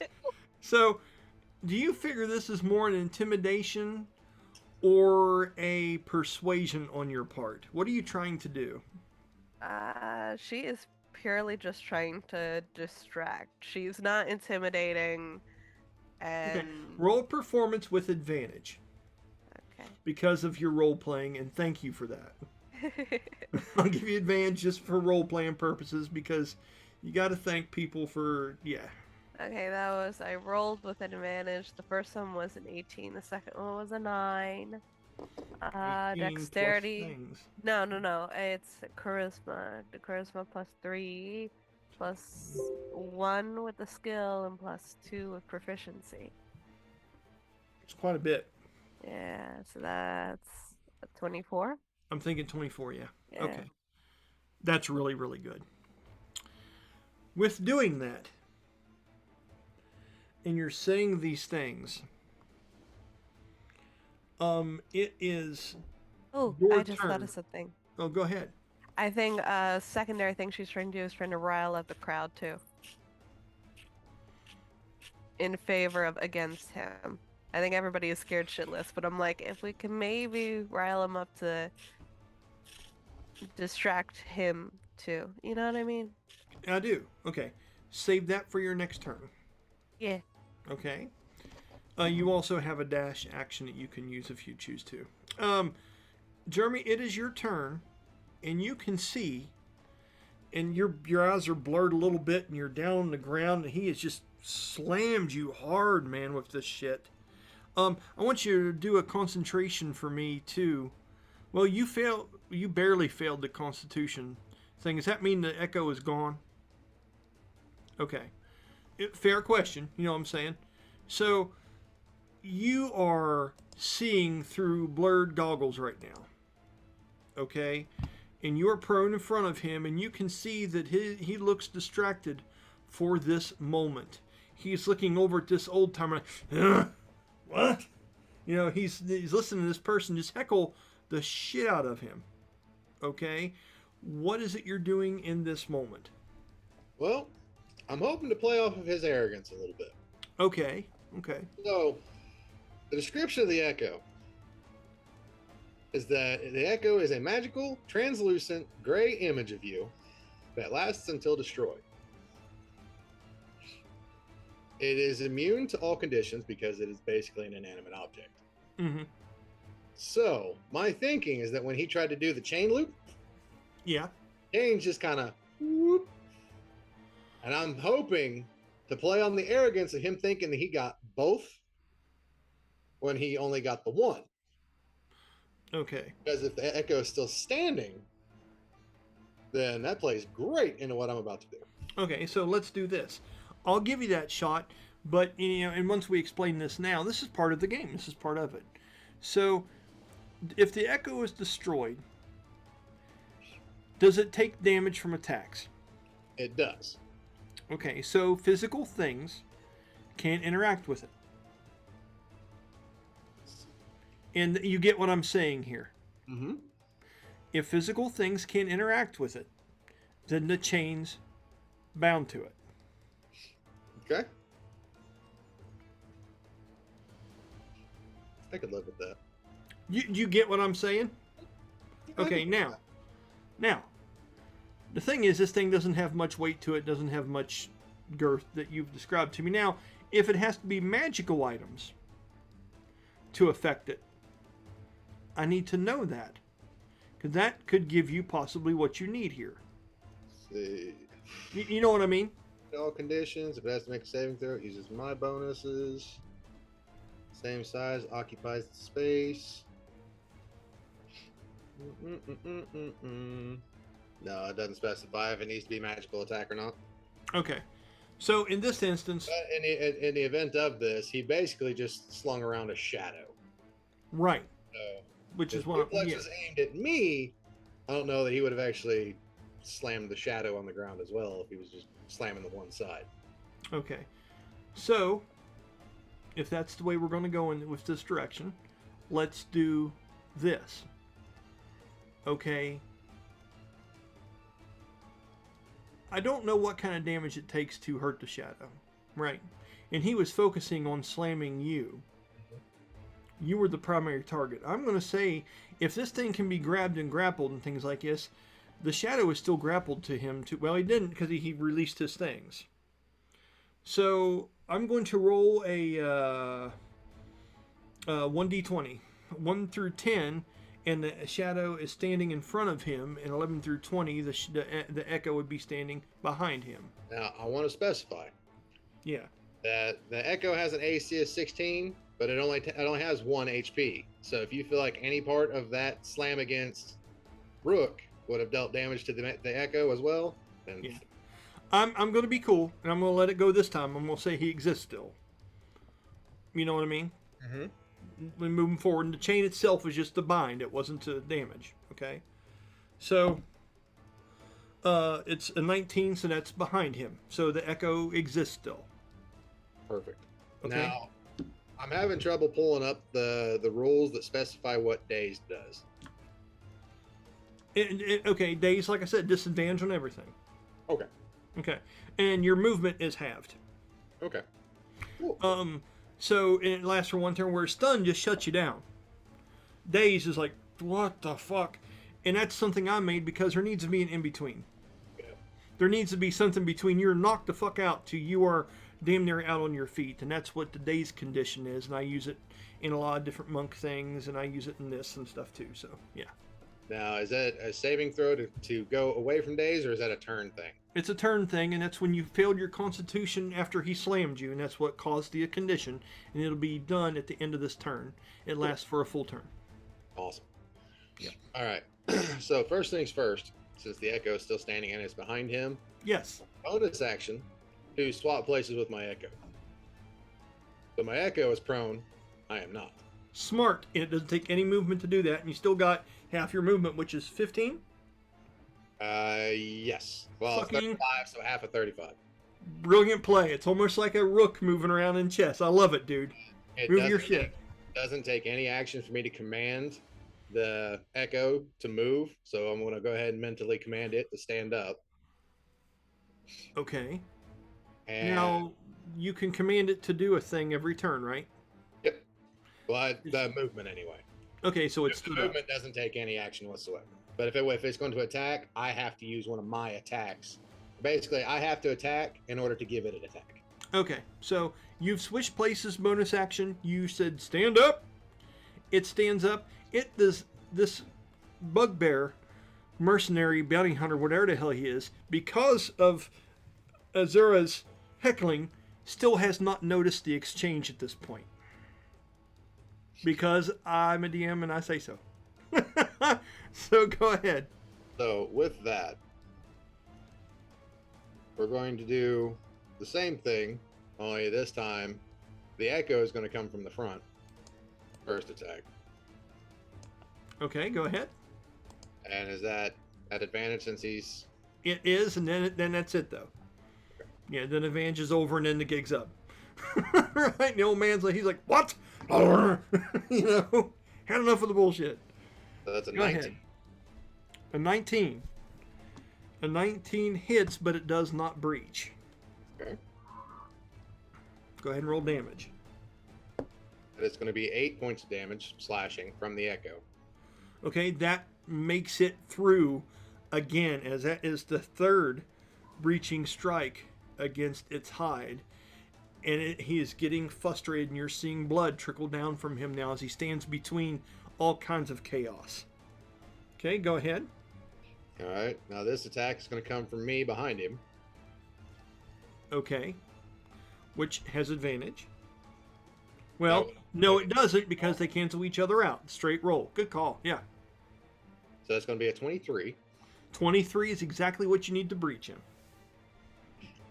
Okay. And that is 3 points of slashing damage. Okay, got it. All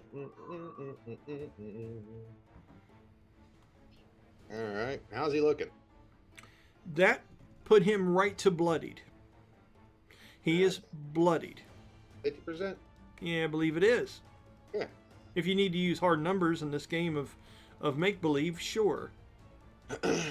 Let's see here. I'm going to take your free action to have analyzed him. Roll. In analyzing, could I make a roll to search weakness? Because I've got some points into that. What does that skill say? It's just points I've taken. So Rook has the thing where he kind of scouts out the weaknesses of the people around him in case it turns into a fight. Okay.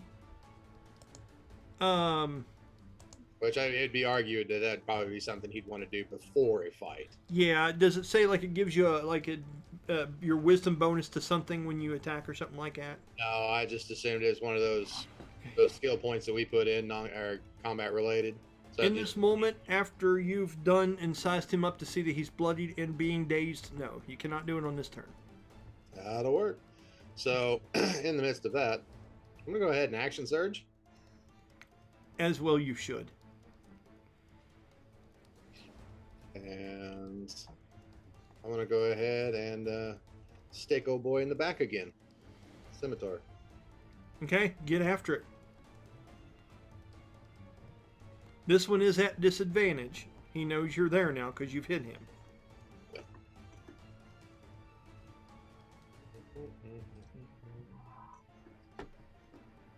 How's 23 sound? That's another breaching. 23 is a magic number, bud. You hit it every once in a while. Jordan would be proud of you. 19. How much was it? It was a 19 and a 19 for a total of 23. Whew. And that is 4 slashing damage. Okay. That's one attack. What else you doing? That's it for the time being. Okay. What do you have, like 1, 2, 1, 2, 1 on your attacks, and this will give you an extra action surge to do one attack? Well, you know. Because it gives you another full action. So I'm gonna 4 every 3. I think it's a 1 every 1 and then a 1 every 3. So I think it's 1, 2, 1, 2. Isn't it? Yeah, it is. Yeah, it is. So yeah, So this would be my second turn. So 2 attacks then. Yes. Cool. So going again. And this Okay. is advantage as well, right? This one's straight roll. Oh, that's a 19. Okay, bud, go ahead, and that's damage and a half on the dice for a 19. All right, that is 6 points of slashing damage. Okay. With that, are you using your movement to get back away? You staying toe to toe with them? Is there anything else you're doing? Wouldn't I get one more attack? Because I used the 1 attack, but then I used the bonus or I used the manifest to do another attack. So I would have had another attack. Action surge gives you another action, doesn't give you another bonus action. Right. No, that's what I mean though. So like last time I had 2 attacks. Uh-huh. Well, I would have had 2 attacks, but 1 attack is separate to the echo. No, never mind. I'm good. Yeah, because you'd have to command it. Yeah, I wasn't thinking right. Okay. Yeah. So that's cool. That's cool. So with that, it is the bugbear's turn. Colby, I'm going to have you do something he is being outnumbered and surrounded. Okay? I want you to do a composure check for me. You're going to be doing a 1d20 and a 1d4, and I want you to tell me what you get.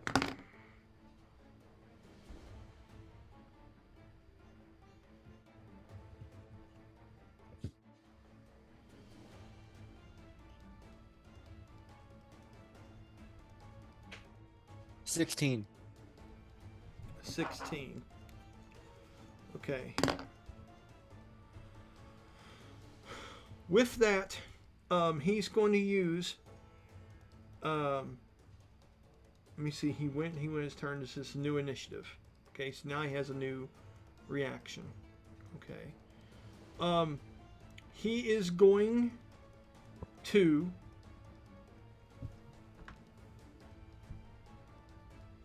use Human Slayer, which is going to give him this.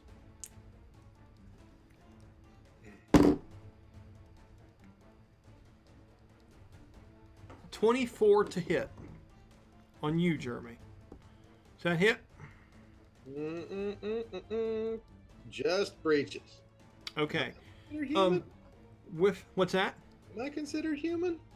Well, you're mortal, and here's the problem too. You're also dazed until the end of your next turn, so you have minuses to your armor class primary because things are wobbly. I take a certain deduction from your ability to block and dodge, which is 1 on each when you're dazed.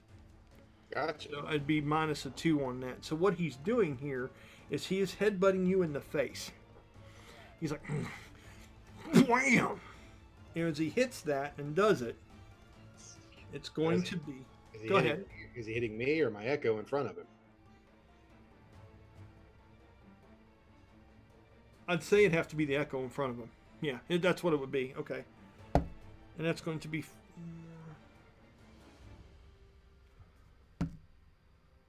That's going to be 9 points of bludgeoning damage, and it would be able to push the thing back 5 foot if it would have survived that. No, it's only got 1 HP, so he goes to throw everything he's got into that headbutt. He just smoke. Okay. And as he does, he smacks into it like that, and he looks at it and disappears. Goes, what tricks? And he looks up, and you have switched places. And where are you at to him now? Behind him. Behind him. Okay. I'm going to use this free action. I'm going to do a perception to see if he's able to see you. Colby, roll me a 1d20 and 1d6. He knows you hit him, but I just want to play off the dice here a little bit. If he rolls a shit roll, I'm going to play to that, okay? Regular DM would be like, you hit him, he knows you're there, but I'm having fun. 14. So much going on. Yeah, I know. 14, he is aware that you're behind him. Okay, so as he headbutts that thing, he looks back at you, and he's going to do a... Because, I mean, that's the move he does that pushes people back off of him. So he's going to try to do another headbutt on you. He's just backing people off of him with this big old vicious headbutt kind of thing. I'm going to go ahead and dump... Well, no, because that's not what I'm wanting to do. Yeah, I'll just go ahead and do it that way. I used the 1d4. I'm using this one. That's a natural 19. 25. That'll do it. Okay. Hit Okay. Headbutt. 1, 2, 3, 4, 5, 6, 7, 8.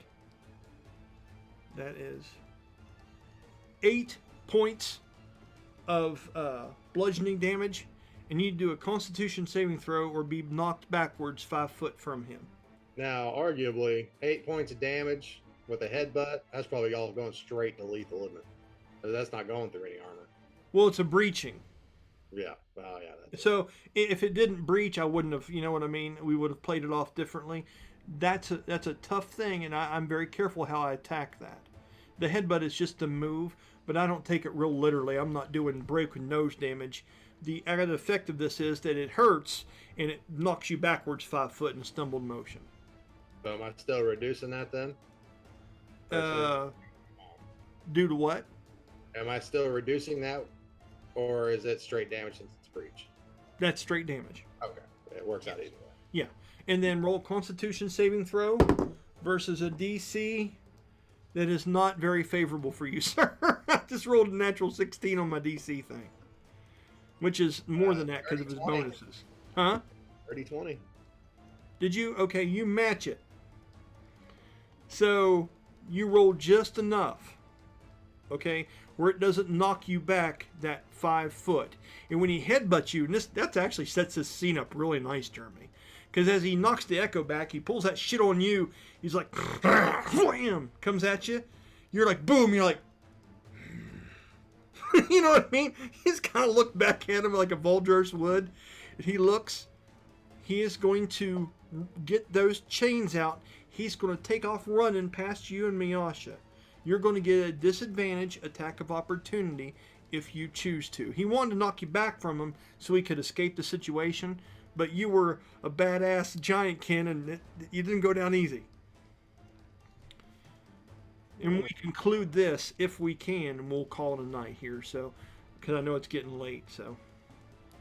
So yeah, he's gonna definitely try to do attack of opportunity. Okay. Go ahead and roll. It's a disadvantage. It is. That's a 13. A 13 misses. He got you just enough with that headbutt to create some space.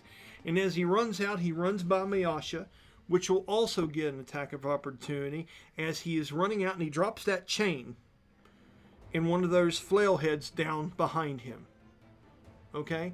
As he's running past, he snarls at her and he says, "I'll be back when you don't have fucking friends. We know who you are, Miyasha." As he says that and goes by her, she rolls a natural 1. Those words seem to bug her, and she misses on her attack of opportunity. She goes by with a trip kick, and she was trying. Dancers and her kicks are fucking awesome in this kit, and she tries to kick him and trip him down, but he's able to march over top of it. And as he runs, he jumps over that balcony. Okay, dragging that chain flail behind him, that real long one he threw and wrapped around you guys, and he jumps down over the side of it. And everyone's breath, they're kind of like panic for just a minute. And as you do, you see that chain just chunk and chime up against that edge as it grabs hold of the edge. You can only assume that he's using it as some kind of grapple thing to swing down to a lower landing and escape. Okay? As it chings that way and holds its spot there like that, it loses its tension, and just falls on your side with the chain over top of that railing for the inside balcony.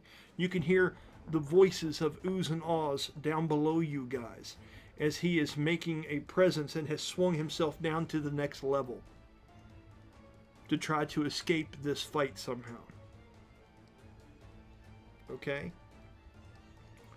Now, with that, let's go ahead and call it a night for right now. It's almost 11. This will give you guys a chance to think about, okay, do we pursue? Do we let this go? Do we lick our wounds and decide what we want to do? Think about that, and we'll get you guys acting. And I can have you stay in initiative if you guys want to follow after him pursuit. I can have you guys do out of initiative actions. You know what I mean? Think about, should I stay or should I go? Okay? And with that, we'll go ahead and end tonight's session. Does that sound good, guys? Plan. Okay. I had a lot of fun. It's really fun to just make up shit on the fly, and your D20 rolls are what do it. You know what I mean? So it's all good. Once again, Colby, thank you for being patient, and Bella and Jeremy too. Thank you for being patient and investing and enjoying the story when it doesn't focus on you. Because when we're all in different places, this is the only way we can do it until we're on the same team. Okay? So once again, I'm Brian Kynes. I want to thank you guys for watching. And we will see you again next Sunday. Have a good one.